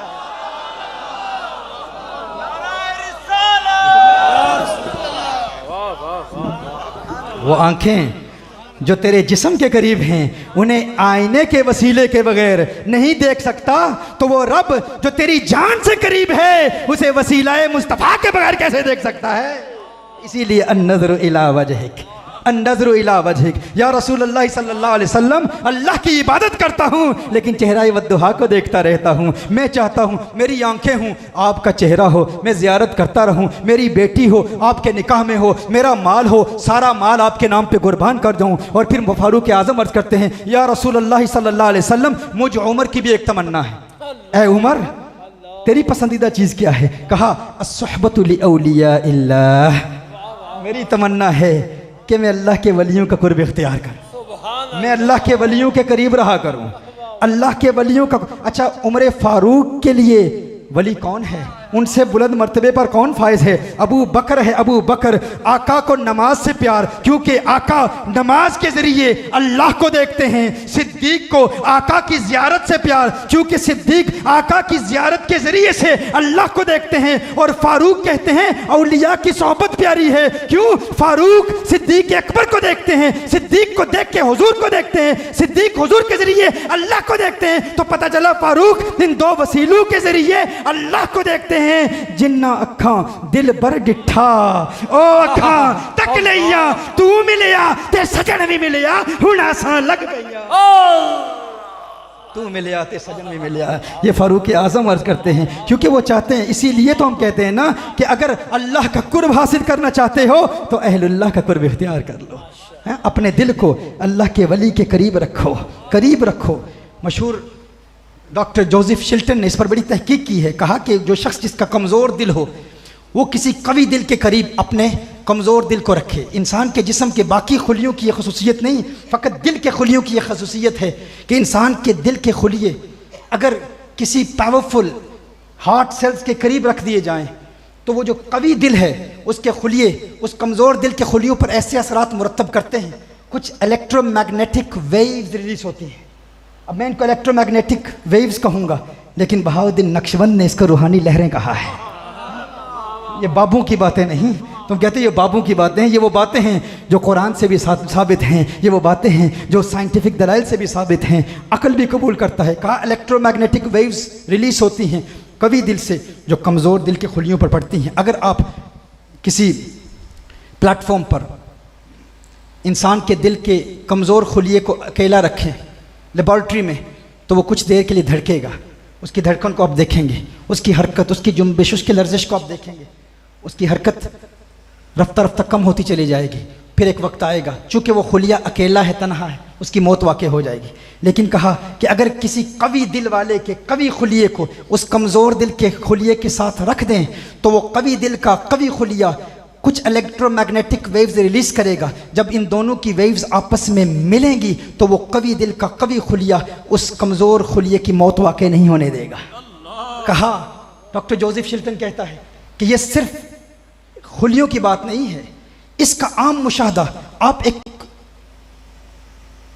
महफिल में, एक कमरे में कर सकते हैं। किसी कमरे में अगर कवि दिल वाला शख्स मौजूद हो और साथ कमज़ोर दिल वाले लोग भी मौजूद हों और वो कुछ ऐसा कलाम करना शुरू कर दें कि उनके दिल की हरकत मिल जाए, तो कवि दिल कुछ ऐसी इलेक्ट्रोमैग्नेटिक वेव्स रिलीज करेगा कि वो कमज़ोर दिल को भी कवि से कवितर बनाएगा। लेकिन शर्त यह है कि वो हम आवाज़ होकर कलाम करें। क्या सुन रहे, अब मैं क्या अर्ज़ कर रहा हूँ?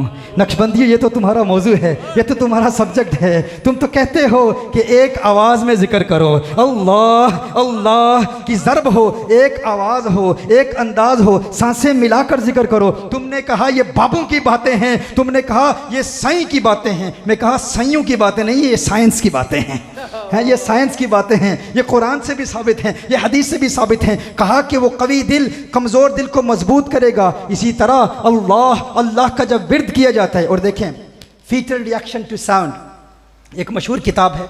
बच्चे के जब बच्चा माँ के रहम में होता है, रहम मादर में होता है, तो बच्चे का कुछ वक्त के बाद उसका ऑडिटोरी सिस्टम, उसकी कुव्वत समात बहाल हो जाती है और बच्चा अपने माँ के पेट में सबसे ज़्यादा जिस आवाज़ को सुनता है वो माँ के दिल की धड़कन है। कहा उस दिल की धड़कन का उस बच्चे की प्रैक्टिकल लाइफ में इतना असर पड़ता है कि जब वो बच्चा दुनिया में आता है तो उसकी आदतें उसकी माँ की आदतों की तरह हो जाती हैं। क्योंकि जो आवाज़ बच्चा माँ के पेट में सबसे ज़्यादा सुनता है वो क्या है? माँ के दिल की धड़कन। इसीलिए साइकोलॉजिस्ट कहते हैं कि जब बच्चा दुनिया में आता है, जब वो रोता है, जब बच्चा सोता नहीं, तो माँ उसे अपने जिस्म के साथ रखती है। अपने सीने पर किस जानिब रखती है? बाईं जानिब। बाईं जानिब क्यों रखती है? क्यों कि बच्चा माँ के पेट में जिस आवाज़ को सुनता था वो माँ के दिल की धड़कन थी। वो दिल की धड़कन उसे सुकून देती है। कहा जब बच्चा रोता है तो माँ उसे बाईं जानिब अपने सीने से लगाती है, तो उसे माँ के पेट में जो दिल की धड़कन की आवाज़ आती है वो याद आती है, तो उसे नींद आ जाती है, सुकून मिलता है। और फिर जब बच्चा दुनिया में, और इसीलिए आज कहा जाता है कुछ लोगों को क्लॉक की टिक टिक, ये जो हम साइकोलॉजी पर हम बयान करते हैं, चाइल्ड साइकोलॉजी पर, कि अगर किसी को नींद ना आती हो तो वो लाइट्स ऑफ कर दे और क्लॉक की टिक टिक की आवाज़, ये जो घड़ियाल है, घड़ी है, इसकी टिक टिक की आवाज़ आपको सुकून देती है और आपको आसानी से नींद आ जाती है। कहा क्यों? कहा वो टिक टिक की आवाज़ आप माँ के पेट में सुनते थे, आप उसके आदी हो चुके हैं, इसलिए आपको नींद आ जाती है। और फिर फीचर रिएक्शन टू साउंड में कहा गया कि जब वो बच्चा दुनिया में आता है तो उस बच्चे की आदतें उसकी माँ की तरह हो जाती हैं।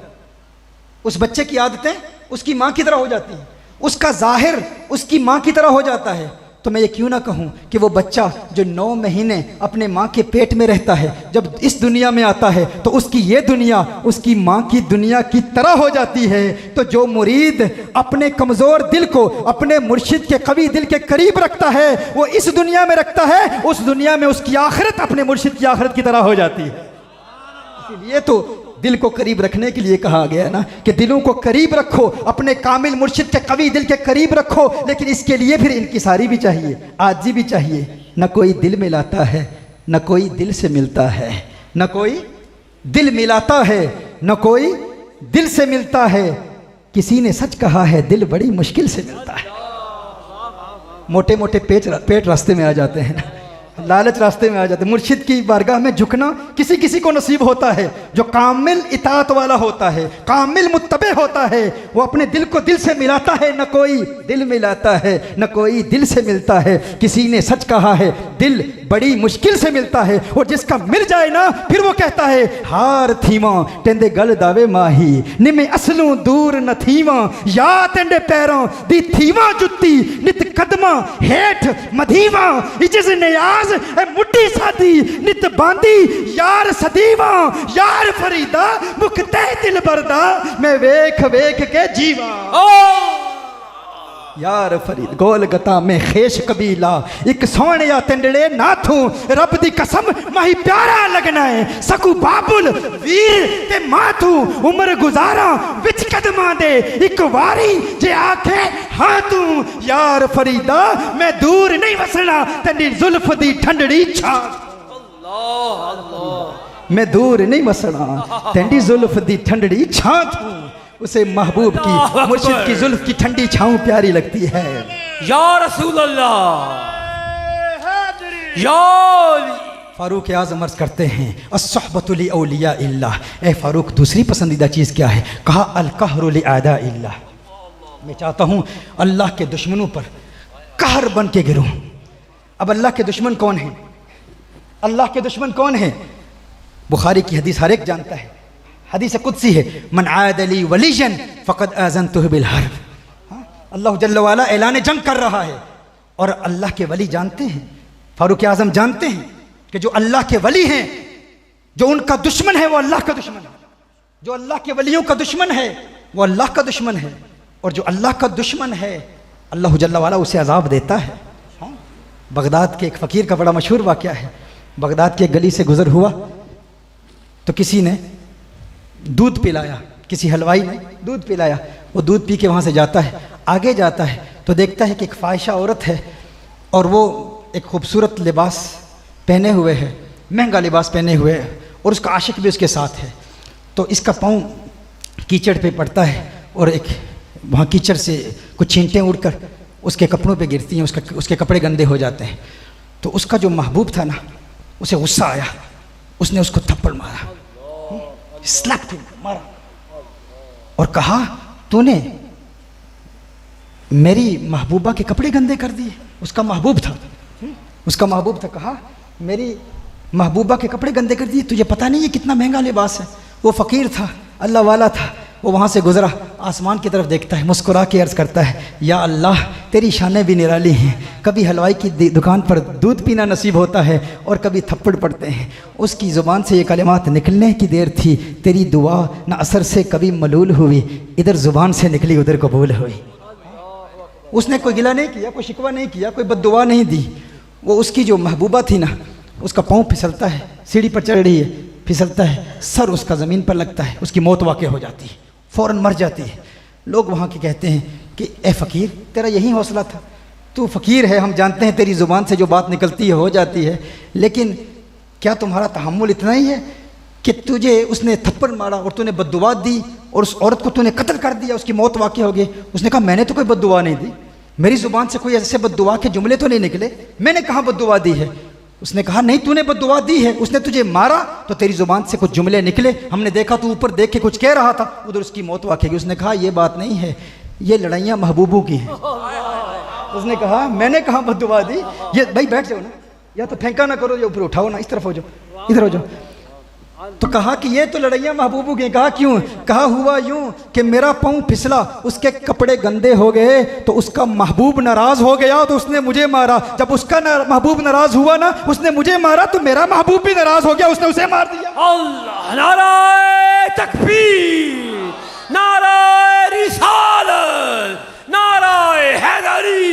हम बद्दुआ सूफिया बद्दुआ कहाँ देते हैं, ये तो महबूबों की लड़ाइयाँ हैं। मन आद अली वलियन फ़क़द आज़नतुहु बिल हर्ब अल कहरु लि आदा इल्ला। फ़ारूक आज़म ने अर्ज़ किया या रसूल अल्लाह सल्लल्लाहु अलैहि वसल्लम, मुझ फ़ारूक की तीसरी पसंदीदा चीज़ क्या है? या रसूल अल्लाह सल्लल्लाहु अलैहि वसल्लम, अल हिफ्ज़ु लिहुदूदिल्लाह, अल्लाह की हदूद की हिफाजत करना। अब उस्मान गनी भी मौजूद हैं। उस्मान गनी अर्ज़ करते हैं, या रसूल अल्लाह सल्लल्लाहु अलैहि वसल्लम, मुझ उस्मान को भी 3 चीज़ों से प्यार है। उस्मान, तेरी पसंदीदा 3 चीज़ें क्या है? कहा इफ़शा उस सलाम, मैं चाहता हूँ सलाम को आम करूँ। और फिर कहा इत्आम उत ताम, मैं चाहता हूँ कि हर एक को खाना खिलाऊँ, हर एक को खाना खिलाऊँ।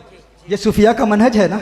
यहाँ पर लंगर क्यों तकसीम होता है? हर एक के लिए, यहाँ फ़र्क नहीं किया जाता। जो आता है उसे खिलाया जाता है, अपना आए गैर आए। यही लंगर है जिसकी वजह से मुहय्यद्दीन इब्न अरबी रहमहुल्लाह का फैज़ान पूरी दुनिया में फैल रहा है, गौसे आज़म का फैज़ान पूरी दुनिया में फैल रहा है, ख्वाजा गरीब नवाज़ का फैज़ान पूरी दुनिया में फैल रहा है। लोग कहते हैं इन औलिया ने किसको मुसलमान किया? 90 लाख को ख्वाजा गरीब नवाज़ के लंगर से ईमान नसीब हुआ है। वो जिस्मानी लंगर भी देते हैं, रूहानी भी देते हैं। उनके लंगर का अंदाज़ निराला होता है, मुख्तलिफ होता है, जुदा होता है। और ये तकसीम नहीं करते।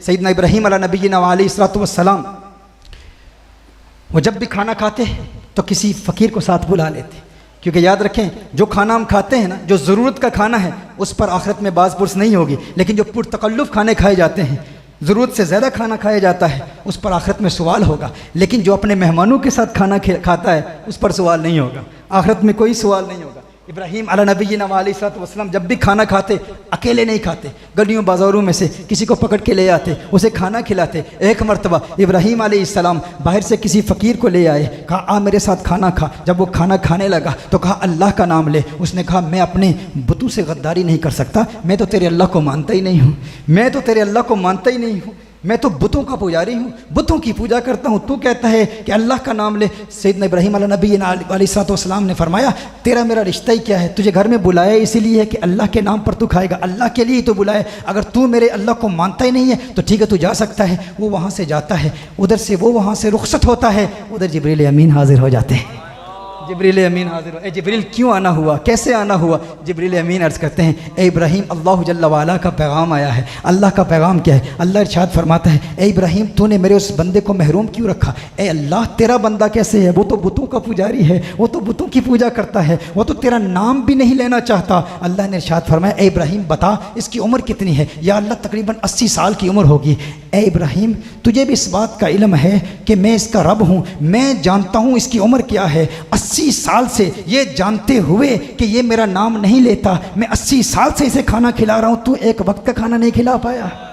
इब्राहीम अलैहिस्सलाम फ़ौरन वहाँ से बाहर जाते हैं। ए फ़कीर आ जा। उसने कहा मैं तेरे खुदा का नाम नहीं लेता, मैं बुतों से गद्दारी नहीं कर सकता, मैं बुतों का वफादार हूँ। कहा आ जा, खाना तो खा। जब वो आया तो कहा इब्राहीम, तू बड़े जलाल में था उस वक्त, बड़े गुस्से में था, तू कह रहा था कि मेरे रब का नाम नहीं लेगा तो तुझे खाना नहीं मिलेगा। अब क्या हुआ? कहा उसी रब का पैगाम आ गया है। कहा उस रब का क्या पैगाम आया है? कहा उसी रब ने यह पैगाम दिया है 80 साल से ये जानते हुए कि ये मेरा नाम भी नहीं लेता, मैं खिला रहा हूँ, तू एक वक्त की रोटी क्यों नहीं खिलाता? कहा अच्छा, अगर तेरा रब ऐसा करीम है, ऐसा रहमान है, ऐसा रहीम है तो फिर खाना बाद में खिलाना, पहले कलमा पढ़ा के मुसलमान तो कर मुझे।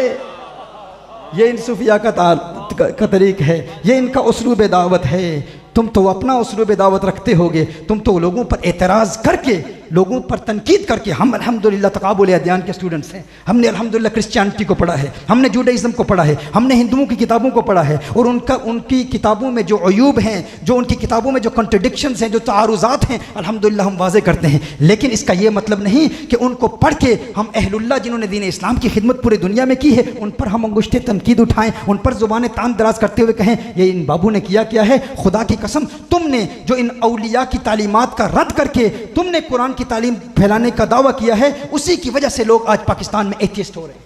आपको अंदाजा नहीं है, आपको पता नहीं है। यहां पर वो बाप जो बड़ी रऊनत से पाकिस्तान के टीवी चैनल्स पर आकर कहता था कि औरत को उसका हक दिया जाए, वो औरत जो कहती थी मेरा जिस्म मेरी मर्जी, जब उसी का बेटा कहता है कि मैं एक लड़के से शादी करूंगा, अब वो औरत हमसे राब्ता करती है कि अब हमें बताओ कि इस मसले का हल क्या है। तो मैंने कहा जब टीवी पे आकर तुम लोग कहते थे मेरा जिस्म मेरी मर्जी, आजाद ख्याली, और ये मौलवियों की बातें, ये दकियानूसी बातें हैं, अब क्या तुम इस्लाम की खातिर हमें कह रही हो कि हम अब तेरे बेटे को या तेरी बेटी को दीन की दावत दें? अब इस्लाम की बात नहीं है। अब मसला यह है कि अब तुम्हें अपनी आने वाली नस्लों की बर्बादी नजर आ रही है। हमारी प्राचीनी कैसे बढ़ेगी, हमारी नस्ल कैसे बढ़ेगी? अब तो हमारा बेटा अपनी जिन्स तब्दील करके लड़की बनना चाहता है, किसी की बेटी लड़का बनना चाहती है। ये फितने क्यों फैल रहे हैं? मैं इस नतीजे पर पहुंचा हूं, ये लोग दीन से तो मुखलिस नहीं है। एक तो वो तबका है जिसने पहले ये बातें की, वो पाकिस्तान की सो कॉल्ड एलीट क्लास। मेरे बहुत सारे लोग उलमा अहले इल्म नाराज होते हैं कि इस पूरे पाकिस्तान के दौरे में मैंने जनरल कन्वेंशंस में टाइम क्यों नहीं दिया, इन कॉन्फ्रेंसेस में मैंने टाइम क्यों नहीं दिया। मैं कहता हूं मेरे लिए इन एथियस्ट के साथ अगर 40-50 एथियस्ट भी बैठे हों, उनमें से कोई एक भी पाकिस्तानी एथियस्ट अगर मुसलमान हो जाए, वो इससे बेहतर है कि मैं हज़ारों के मजमू में खिताब करूं, क्योंकि आपको इसकी अहमियत का अंदाज़ा नहीं है। इस फील्ड में काम ही नहीं हो रहा, इस फील्ड में वक्त ही नहीं दिया जा रहा। बहुत सारे लोग कराची में भी बहुत नाराज़ हुए, लाहौर में भी नाराज़ हुए कि आप ये टाइम आप 3 हफ्तों के लिए आए हैं। हर रोज़ अल्हम्दुलिल्लाह हमारी इन लोगों से मुलाकातें हैं, और ये उलमा के पास जाते ही नहीं, ये हमारे स्कॉलर्स के पास जाते ही नहीं, ये मसाजिद में जाते ही नहीं, ये बड़ी ऐलानिया हुजूर अकरम सल्लल्लाहु अलैहि वसल्लम की ज़ात पर तनकीद करते हैं। हुजूर अकरम सल्लल्लाहु अलैहि वसल्लम की सईदा आयशा रज़ियल्लाहु ताला अन्हा के साथ उस उम्र में निकाह क्यों हुआ, नबी करीम सल्लल्लाहु अलैहि वसल्लम के हवाले से ऐसे सख्त जुमले अगर आप सुने तो आप तो कहेंगे ना, सरतन से जुदा, सरतन से जुदा। हर वक्त सरतन से जुदा नहीं होता, इनमें से ऐसे लोग भी जो मुखलिस हैं। क्या क़यामत के रोज़ नबी करीम सल्लल्लाहु अलैहि वसल्लम हमसे नहीं पूछेंगे कि आपने इनके एतराज़ात के जवाब क्यों नहीं दिए? इनकी तो किसी ने तरबियत ही नहीं की, ये तो हमारी मस्जिदों में आते ही नहीं। आज कराची में, इस्लामाबाद में, लाहौर में इल्यूमिनाटी, फ्री मेसनरी, सैटनिस्ट मूवमेंट्स, ये अपने घरों में लूसीफर की पूजा कर रहे हैं, शैतान की पूजा कर रहे हैं। इसी पाकिस्तान में आपके बेटे, आपके बच्चे, इसी सो कॉल्ड एलीट क्लास को फॉलो करने वाले आज शैतान के पुजारी हैं, अल्लाह जल्ल व अला की ज़ात पर तनकीद कर रहे हैं, और आपके उर्दू बोलने वाले एथियस्ट यहाँ के सोशल मीडिया पर छाए हुए हैं। एक तरफ तो वो तबका है, और दूसरी तरफ वो तबका है जो कहता है बाबे तो कुछ है ही नहीं। हमने इन नौजवानों से पूछा, खुदा की कसम बेशुमार ऐसे नौजवान इनसे हमसे पूछा, हमने उनसे पूछा कि तुम एथियस्ट क्यों बने, तो उनका जवाब यह था कि पहले हम दीन की तरफ आए थे, लेकिन जब दीन की तरफ आए तो सोशल मीडिया में जो सबसे ज्यादा मशहूर लोग थे उनकी बातें यही थी कि ये बाबे कुछ नहीं कर सकते। तो हम इस नतीजे पर पहुंचे कि अगर बाबे मरने के बाद मदद नहीं कर सकते, और ये कहा जाता है कि अगर बाबे मदद नहीं कर सकते, अगर नहीं कर रहे तो बाबों की मदद को मानना ही गलत है, तो फिर अल्लाह भी फ़लस्तीन को आज़ाद नहीं कर रहा, तो अल्लाह के वजूद को हम क्यों माने? इन मंतकी नतीजों के जरिए ये लोग इस नतीजे पर पहुंचे। तो इनके लिए फैसिलिटेट इनको किसने किया, इनके लिए दरवाजे किसने खोले? वो इसी बयानिए के जरिए से खुले। और दूसरी तरफ हमारे जाहिल पीरों की वजह से, हमारे फ्रॉडस्टर पीरों की वजह से, जिन्होंने इस्लाम को नुकसान पहुंचाया है। क्योंकि एक आम बंदा जो किसी पीर के पास जाता है, किसी मुर्शिद के पास जाता है, वो मुर्शिद तकरीर के लिए भी पैसे लेता है, वो खिदमतें ले रहा है। पीर दावा करता है, कभी गौस पाक की करामत बयान करता है, कभी नबी करीम सल्लल्लाहु अलैहि वसल्लम की हदीस की रोशनी में करामतें बयान करता है, लेकिन बयान कर मौजज़ात कर रहा है हुजूर के, बयान कर रहा है अपनी वलियों की करामतें, ख्वाजा बहाउद्दीन नक्शबंद की, ख्वाजा गरीब नवाज की, लेकिन फिर निस्बत अपनी जानिब की जा रही है कि मैं इस मकाम पर फाइज हूं। फिर जब उस बंदे को उस पीर से फायदा हासिल नहीं होता, वो जानता है कि इस पीर ने सारी जिंदगी मेरे बाप को लूटा है, ये वो पीर है जिसने सारी जिंदगी हमें कहा है कि डॉक्टर के पास ना जाओ, तुम हमारे पास आओ, हम तुम्हें शिफा देंगे, इतना पैसा दो। मैं उन जाली पीरों के बारे में बात कर रहा हूं। जब वो नौजवान अपने घर के इस माहौल को देखता है और वो कहता है यार ये तो सारे फ्रॉडस्टर्स हैं, दूसरी जानिब से एक बयानिया मिलता है कि ये तो कुछ कर ही नहीं सकते, तो फिर वो फौरन उसको एक्सेप्ट कर लेता है। तो ये इन दो बातों पर जोर देना इंतहाई जरूरी है। जो लोग इल्म से दूर हैं, कुरान और सुन्नत से दूर हैं, जो दीन इस्लाम को बेच रहे हैं अपनी जात के लिए, अपनी जाती मफादात के लिए दीन इस्लाम को बेच रहे हैं, उनको जब हमारे नौजवान देखते हैं कि ये तो दावा करता है कि मैं अल्लाह का वली हूं, और फिर औलिया की करामात बयान करके अपनी तरफ मंसूब करता है कि हर मरहला जिंदगी में मैं तुम्हारी मदद करूंगा, और अल्लाह जल्ल व अला की तकदीर पर बात ही नहीं करता, और लोग कहते हैं जब हमारा पीर सब कुछ हमें देगा तो फिर जब मदद का वक्त आता है तो देता क्यों नहीं? दूसरी जानिब वो लोग हैं जो कहते हैं बाबे तो कुछ है ही नहीं, तो वो इन फ्रॉडस्टर्स को बयान करते हैं, इनकी तरफ निस्बतें करते हैं। लोग अपने मुआशरे में ऐसे फ्रॉडस्टर्स को देखते हैं, वो इस बयानियों को एक्सेप्ट कर लेते हैं। लेकिन क्या वजह है जब हमसे लोग कहते हैं कि बयानिया यहां पर बहुत मशहूर हो गया है? आज हर बंदा, मेरे पास तो ऐसे लोग भी आते हैं, एक बहुत बड़े शेख, एक बहुत बड़े पीर का मुरीद, मेरे का बेटा जिसको उसने आलिम भी बनाया, इब्तदाई तौर पर उसने इल्म की कुछ किताबें पढ़ी, बाप खुद आता है, वो कहते हैं मेरा बेटा बागी हो गया, वो कहते हैं बाबे तो कुछ चीज ही नहीं। क्यों? ये दलीलें पेश कर रहा है। वो कहते हैं हमारे घर की हालत ये है कि पीर सब औरतों से मुलाकात करते हैं, मखलूत महाफिल का इनेकाद किया जाता है। ये तो मैंने आज देखा, अल्हम्दुलिल्लाह मुझे खुशी हुई जब इन्होंने मुझे बताया कि औरतें पर्दे में हैं। यहाँ फ्री मिक्सिंग नहीं होती। तो अल्हम्दुलिल्लाह अहले हक भी मौजूद हैं, लेकिन ऐसे बातिल के अलमबरदार जो दीन इस्लाम का सौदा कर रहे हैं, जिसकी वजह से हमारी आने वाली नस्लें बर्बाद हो रही हैं। ये दो एक्सट्रीम हैं। एक तरफ वो लोग जो सोशल मीडिया पर ये कह रहे हैं कि इन औलिया से दूर रहें, ये कुछ भी नहीं कर सकते, और दूसरी तरफ एथिज्म की तालीमात, ये बयानिया मिलकर हमारी आने वाली नस्लों को बर्बाद कर रहा है, हमारी इस नौजवान नस्ल को बर्बाद कर रहा है। इसलिए हमारे लिए ज़रूरी है मोहतरम अहिब्बा कि इन दोनों का रद्द किया जाए, एथिज्म का रद्द भी किया जाए। इल्हाद के फितने, हमारे लोग कहते हैं लोग वहाबी हो गए, भाई ये फितना बाद वाला है। अब हमारे लोग काफिर हो रहे हैं, मुर्तद हो रहे हैं, जाहिर है इन लोगों ने उनके लिए दरवाजे खोले हैं। लेकिन ये फितना 2019 में मैंने कराची के मुफ्तियान किराम और लाहौर के मुफ्तियान किराम के लिए एक बहुत बड़ा आर्टिकल लिखा था कि तुम्हारा तो इनसे राब्ता ही नहीं है,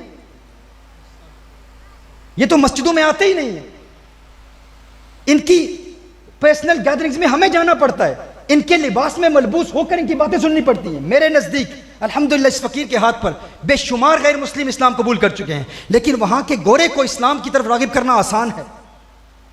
अमेरिका के लोगों को, क्रिश्चियंस को, यहूद को, एथिस्ट को, लेकिन पाकिस्तान का वो नौजवान जो अपने आप को एक्स मुस्लिम कहता है, फॉर्मर मुस्लिम कहता है कि मैं पहले मुसलमान था, हमारे यहाँ तो पता ही नहीं है कि किस हद तक वो फितने फैला रहे हैं, इनको मुसलमान करना बहुत मुश्किल है। तो सिर्फ ये बयानिया कि हम उनको कत्ल कर देंगे, गुस्ताखे रसूल की ये सजा है, हाँ सजा है, कोई इसका इनकार नहीं करता, लेकिन उनको हमने क्वालिटी टाइम भी देना है। पहले उनके एतराज़ात के जवाबात तो सीखें। अफसोस तो इस बात का है कि दरस निज़ामी का फारुग व तहसील आलिम भी वही अकायद की पुरानी किताबें, यकीनन वो ज़रूरी हैं। जब आपके अंदर इस्तेदाद है, जब आप इमाम तफ्ताज़ानी को पढ़ सकते हैं, जब आप शरह अकायद को पढ़ सकते हैं, जब आप इमाम नसफी को पढ़ सकते हैं, जब आप निब्रास को समझते हैं, तो क्यों नहीं आसान ज़ुबान में उनके एतराज़ात के जवाबात तैयार करते हैं, जिस तरह हम इंग्लिश में कर रहे हैं। यहाँ पर इस निसाब की ज़रूरत है कि आम फहम अंदाज में इस्लाम पर किए जाने वाले एतराज़ात और इल्म कलाम की वो सारी बहसें, उनको हम आम ज़ुबान में पेश करें ताकि इन लोगों के एतराज़ात के जवाबात दिए जाएँ। उसके लिए ये वो महकदा तरबियत है औलिया का, जिसकी वजह से पूरी दुनिया में इस्लाम फैला और अल्हम्दुलिल्लाह आज भी इस्लाम फैल रहा है। अल कहरु लि आदा इल्लाह, यहाँ से बात आगे चली गई।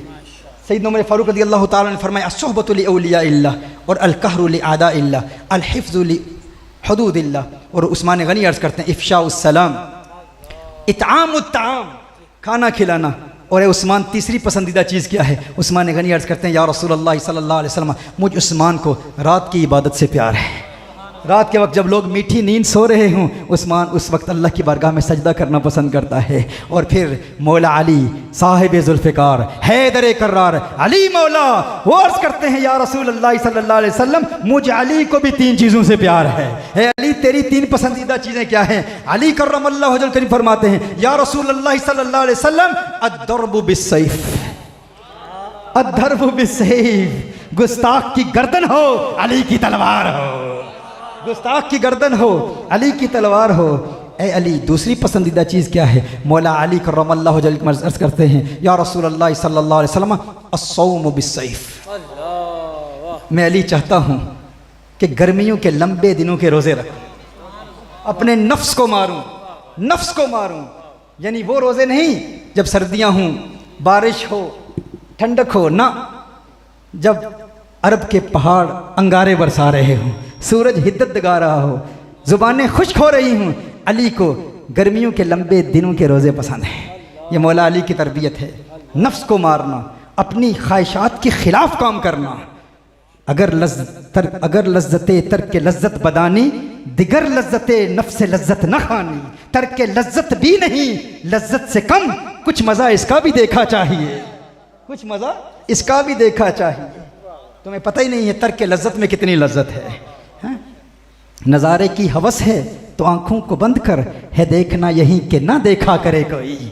अगर गुजरात की हसीनाओं को देखने की भी तमन्ना है और फिर कहते हो हुजूर अकरम सल्लल्लाहु अलैहि वसल्लम का दीदार करूंगा, रात के वक्त टेलीफोन पर पोर्नोग्राफी देख रहे हो, मूवीज़ देख रहे हो, और फिर ये दावा है कि मैं हुजूर की ज़ियारत करना चाहता हूँ। ना ना, पहले खाना दिल को पाक कर, तज़किया नफ्स के मराहिल तय कर, अपने नफ्स की खिलाफ वर्जी कर, और फिर देख हुस्न मुस्तफ़ा सल्लल्लाहु अलैहि वसल्लम कैसे नज़र आता है। मौला अली करमल्लाहु वजहहु करीम फिर अर्ज़ करते हैं या रसूलल्लाह सल्लल्लाहु अलैहि वसल्लम, मुझे अली की तीसरी पसंदीदा चीज़ ये है इकरामुद्दैफ, मैं चाहता हूँ मेहमान नवाजी करूँ। ये सूफिया का मनहज यही है ना, मेहमान नवाजी करना। जो आए अच्छा, मेरे आका सल्लल्लाहु अलैहि वसल्लम ने इरशाद फरमाया, जो किसी मोमिन की हाजत पूरी करता है इसलिए ताकि उसे खुश कर दे, उसने मुझ मोहम्मद को खुश कर दिया सल्लल्लाहु अलैहि वसल्लम।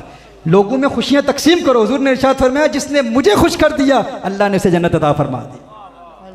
मेरे आका सल्लल्लाहु अलैहि वसल्लम ने इरशाद फरमाया, अत-तरगीब व तरहीब की हदीस है। हुजूर ने इरशाद फरमाया, जब मोमिन किसी मोमिन को खुश करता है, जब किसी के दिल में खुशी को डालता है, तो अल्लाह जल्ला वाला उसके इस अमल से एक फरिश्ता पैदा करता है, एक फरिश्ता पैदा करता है। वो फरिश्ता उस वक्त से लेकर उसकी मौत तक अल्लाह की इबादत करता रहता है। और जब वो शख्स कब्र में जाता है तो वो फरिश्ता उसकी कब्र में आता है और कहता है, क्या तुम मुझे पहचानते हो? वो कहता है, तुम कौन है, तुम कौन हो? तो वो फरिश्ता कहता है, मैं वही खुशी हूँ जो तूने एक मोमिन के दिल में पैदा की थी, मैं वही खुशी हूँ जो तूने एक मोमिन के दिल में पैदा की थी। फरिश्ते की सूरत इख्तियार करके उस वक्त से अल्लाह की इबादत कर रहा हूँ। और आज तेरी कब्र में क्यों आया हूँ? इसलिए आया हूँ ताकि इस मुश्किल लम्हे में तुझे तसल्ली दूँ, तुझे सुकून दूँ। यानी जब तूने मोमिन को खुश किया था, आज तो अगर गमगीन है तो तुझे खुशी दूँ, और आज कब्र में तुझे जन्नत तेरा ठिकाना दिखा दूँ। ये खुशी, लेकिन मेरे आका सल्लल्लाहु अलैहि वसल्लम ने शायद फरमाया, खुशी पैदा करना ज़रूरी है। देने वाले बहुत होते हैं, लंगर खिलाने वाले बहुत होते हैं, खुशी देने वाले कम होते हैं। ये हमने अपने आप से पूछना है। लोग खिदमत खल्क बजा लाते हैं। मैं कहता हूँ खुशी हमेशा ट्विंस की सूरत में पैदा होती है, जुड़वा पैदा होती है। कभी खुशी तन्हा पैदा नहीं होती। एक खुशी किसी को दोगे ना तो दो पैदा होंगी, एक दोगे तो एक वापस लोगे। खुशी जो दोगे वही मिलेगा। लोगों को गम दोगे तो गमगीन रहोगे, गम मिलेंगे। सुख दोगे तो सुख मिलेंगे, खुशियां दोगे तो खुशियां मिलेंगी। हमने अपने आप से पूछना, कब हम अपने घर से निकलते हैं इस नीयत से कि किसी का दिल खुश करें। हमारे यहाँ तो हम महंगी गाड़ी खरीदते हैं तो इसलिए ताकि दूसरे को दिखाएं कि तेरी गाड़ी सस्ती है। अच्छी घड़ी खरीदते हैं तो इसलिए ताकि दूसरे का दिल दुखे। अच्छा लिबास पहनते हैं तो इसलिए कि ताकि दूसरे का दिल दुखे। अच्छा फ़ोन लेते हैं तो ताकि दूसरे का दिल टूटे कि वो गरीब है, मैं अमीर हूँ। हमने अपने आप से पूछना है कि कब हम अपने घर से निकलते हैं। आज मैं घर से इस नीयत से निकलूंगा ताकि फलां को खुश करूं। आज फलां मेहमान मेरे घर में आएगा तो उसके लिबास की तारीफ करूंगा। अगर मैं किसी के घर जाऊंगा तो जो उसने खाना पकाया है उसकी तारीफ करूंगा। मेरे मौला अली कर्रमल्लाहु वजहुल करीम ने फरमाया, इकरामुद्दैफ, मैं चाहता हूं कि मेहमान नवाजी करूं, ज़ियाफत करूं मेहमानों की, उनमें खुशियां बांटूं। खुशियां बांटने वाले बनो। मोहतरमा हिब्बा, बहुत सारे लोग हैं जो लोगों को पैसे तो देते हैं। लोग हमसे कहते हैं, तुम कहते हो जो लोगों को खाना खिलाते हैं खुश रहते हैं। तो मैंने फुलां सेठ साहब को देखा, फुलां पीर साहब को देखा, उनके यहाँ बड़ा लंगर तकसीम होता है, बहुत खाना खिलाते हैं, लेकिन फिर भी गमगीन ही रहते, परेशान रहते हैं। वो खाना देते हैं, खुशी नहीं देते। खुशी देने वाले बनो कि फुलां को खुश करूंगा। भाई खाना खिलाकर उसे डांट दिया, मैंने तुझे फुलां वक्त इतना खाना खिलाया था, सारी जिंदगी एहसान जतलाते रहे, तो तुम खाना तो देते रहे, खुशी ना दे सके। और कुछ तो ऐसे हैं जो देकर भी खुशी नहीं दे सकते, और कुछ ऐसे हैं जो लेकर भी खुशी दे देते। खुशी देने वाले बनो। एक औरत ने अपने पड़ोसी के दरवाजे पर दस्तक दी।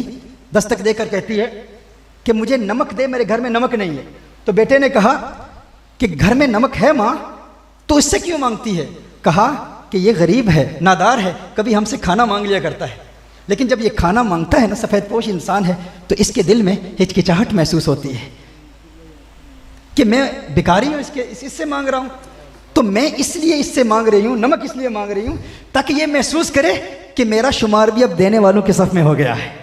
हमें भी पता है कि हमारे घर में नमक है, लेकिन इससे इसलिए मांग रही हूँ। तो कुछ ऐसे होते हैं कि जाके जब ये हमसे मांगे ना, जब हमारे पास आए, हमसे मांगने के लिए आए, तो हिचकिचाहट महसूस न करे, ये सोचे कि मैंने भी इसे दिया था, अब इससे ले रहा हूँ। हाँ, तो कुछ देख कर भी गम देते हैं कि मैंने तुझे फुला वक्त तेरी इतनी मदद की थी, और कुछ एहसान नहीं जतलाते, कुछ लेकर भी खुशी देते हैं। तो लेकर भी खुशी देने वाले बनो। अपने आप से पूछो, हमने कभी किसी को खुशी दी है? मुस्कुराते रहो, खिजां की रुत में गुलाब लहजा बना के रखना कमाल ये है। जिंदगी की परेशानियां हूं, तकलीफें हूं, खिजां की रुत में गुलाब लहजा बना के रखना कमाल ये है। हवा की जद पे दिया जलाना, जला के रखना कमाल ये है। खिजां की रुत में गुलाब लहजा बना के रखना कमाल ये है। हवा की जद पे दिया जलाना, जला के रखना कमाल ये है। किसी को देना ये मशवरा के वो दुख बिछड़ने का भूल जाए। किसी को देना ये मशवरा के वो दुख बिछड़ने का भूल जाए। फिर ऐसे लम्हे में अपने आंसू छुपा के रखना कमाल ये सूफिया का उसलूब है। वो मुस्कुराते रहते हैं, खुशियां बांटते रहते हैं, कभी किसी पर एहसान नहीं जतलाते। जरा सी लग़ज़िश पे तोड़ देते हैं सब ताल्लुक जमाने वाले, जरा सी लग़ज़िश पे तोड़ देते हैं सब ताल्लुक जमाने वाले, फिर ऐसे वैसों से भी ताल्लुक बना के रखना कमाल ये है। फिर ऐसे वैसों से भी ताल्लुक बना के रखना कमाल ये है। मिजाज मेरा, ख्याल मेरा, पसंद मेरी, कमाल क्या है। मिजाज मेरा, ख्याल मेरा, पसंद मेरी, कमाल क्या है। जो यार चाहे वो हाल अपना बना के रखना कमाल ये है। जो यार चाहे वो हाल अपना बना के रखना कमाल ये है। तो सूफिया का मनहज यही है, सूफिया के मनहज से खुशियाँ फैलाने का पैगाम दिया जाता है। तो मौला अली कर्रमल्लाहु वजहल करीम अर्ज करते हैं इकरामुद दैफ। अब ये सहाबा आपस में बैठे हैं, ये फलक भी इस खूबसूरत मंजर को देख रहा है, चांद भी देख रहा है, सितारे भी देख रहे हैं। हर एक ने अपनी अपनी 3 तमन्नाओं का इजहार किया। अचानक जिब्रील अमीन नाज़िल होते। जिब्रील कैसे आना हुआ, जिब्रील क्यों आए? जिब्रील अर्ज करते हैं या रसूलुल्लाह सल्लल्लाहु अलैहि वसल्लम, सिद्दीक ने अपनी 3 पसंदीदा चीजों को बयान किया, फारूक ने किया, उस्मान ने किया, अली ने किया, आपने भी कर दिया। अब मुझे जिब्रील की तमन्ना है कि मैं भी अर्ज करूं कि मुझे जिब्रील को भी 3 चीजों से प्यार है।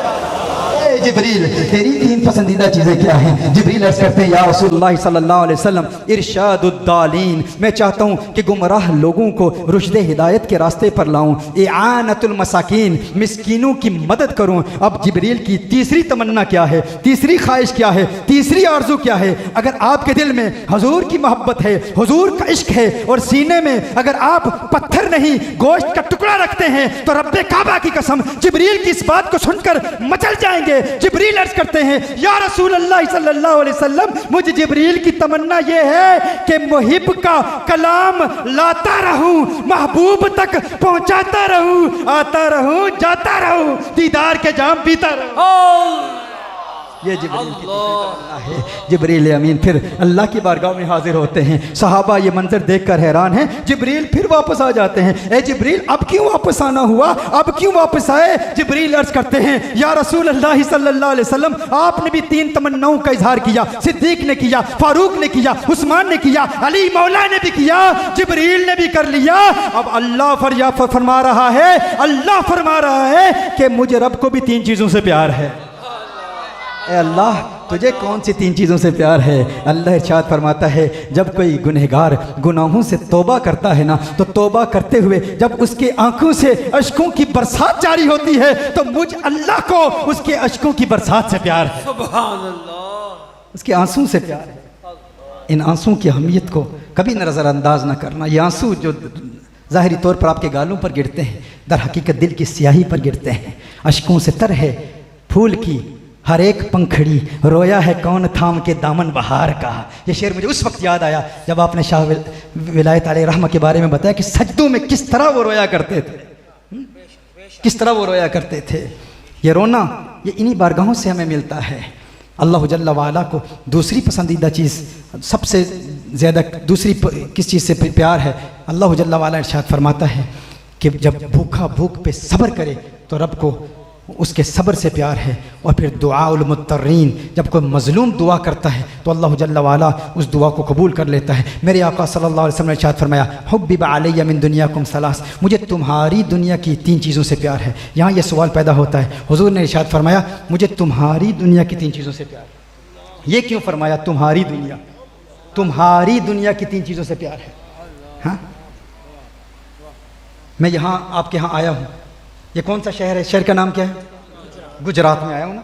तो मैं यहाँ गुजरात में आकर गुजरात वालों से कहूँ गुजरात वालों मुझे तुम्हारे गुजरात से बहुत प्यार है।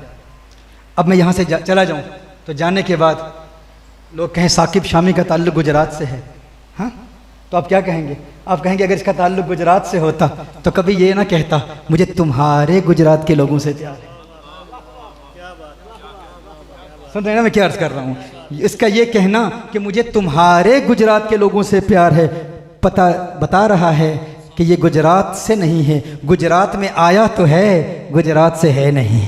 हाँ, मैं पाकिस्तान में आकर कहूँ कि पाकिस्तानियों मुझे तुम्हारे पाकिस्तान से प्यार है, तुम्हारे पाकिस्तान के लोगों से प्यार है, या मैं बरतानिया जाकर कहूँ बरतानिया वालों मुझे तुम्हारे बरतानिया के लोगों से प्यार है, या अमेरिका में जाकर कहूँ अमेरिका वालों तुम्हारे अमेरिका के लोगों से प्यार है। बाद में लोग कहें साकिब शामी का ताल्लुक़ अमेरिका से है, वो कहेंगे नहीं, अगर अमेरिका से होता तो ये ना कहता कि तुम्हारे अमेरिका के लोगों से प्यार है, उसका ये कहना कि तुम्हारे अमेरिका के लोगों से प्यार है, इसका मतलब ये है कि वो अमेरिका में आया तो है, अमेरिका से है नहीं। मेरे आका सल्लल्लाहु अलैहि वसल्लम ने इरशाद फरमाया हुब्बिब अलैया मिन दुनियाकुम सलास, मुझे तुम्हारी दुनिया की 3 चीज़ों से प्यार है। अब कोई कहे हुजूर हमारी तरह हैं, हुजूर की असल हमारी असल है, हुजूर की मिट्टी हमारी मिट्टी की तरह है, हुजूर अकरम सल्लल्लाहु अलैहि वसल्लम हम जैसे बशर हैं, हम कहते हैं जो बशरियत का मुनकिर है वो काफिर है, हम हुजूर अकरम सल्लल्लाहु अलैहि वसल्लम को बशर मानते हैं, हुजूर की नूरानियत को मानते हैं, लेकिन हुजूर की हकीकत का इदराक इंसान के अक्ल फ़हम से मुमकिन ही नहीं, इंसान उसको समझ ही नहीं पाता। तो हुजूर का ये फरमाना कि मुझे तुम्हारी दुनिया की 3 चीज़ों से प्यार है, ये बता रहा है हुजूर इस दुनिया में आए तो हैं, इस दुनिया से है नहीं, इस दुनिया में आए तो हैं, इस दुनिया से है नहीं। वो कहाँ से आए और किधर गए? वही है अव्वल, वही है आखिर, वही है ज़ाहिर, वही है बातिन, उसी के जलवे, उसी से मिलने, उसी से उसकी तरफ गए थे। न हलीम बेद खुला है ये, न मकाम चूनो चरा है ये, तू खुदा से पूछ वो कौन था, तेरी बकरियां जो चरा गया।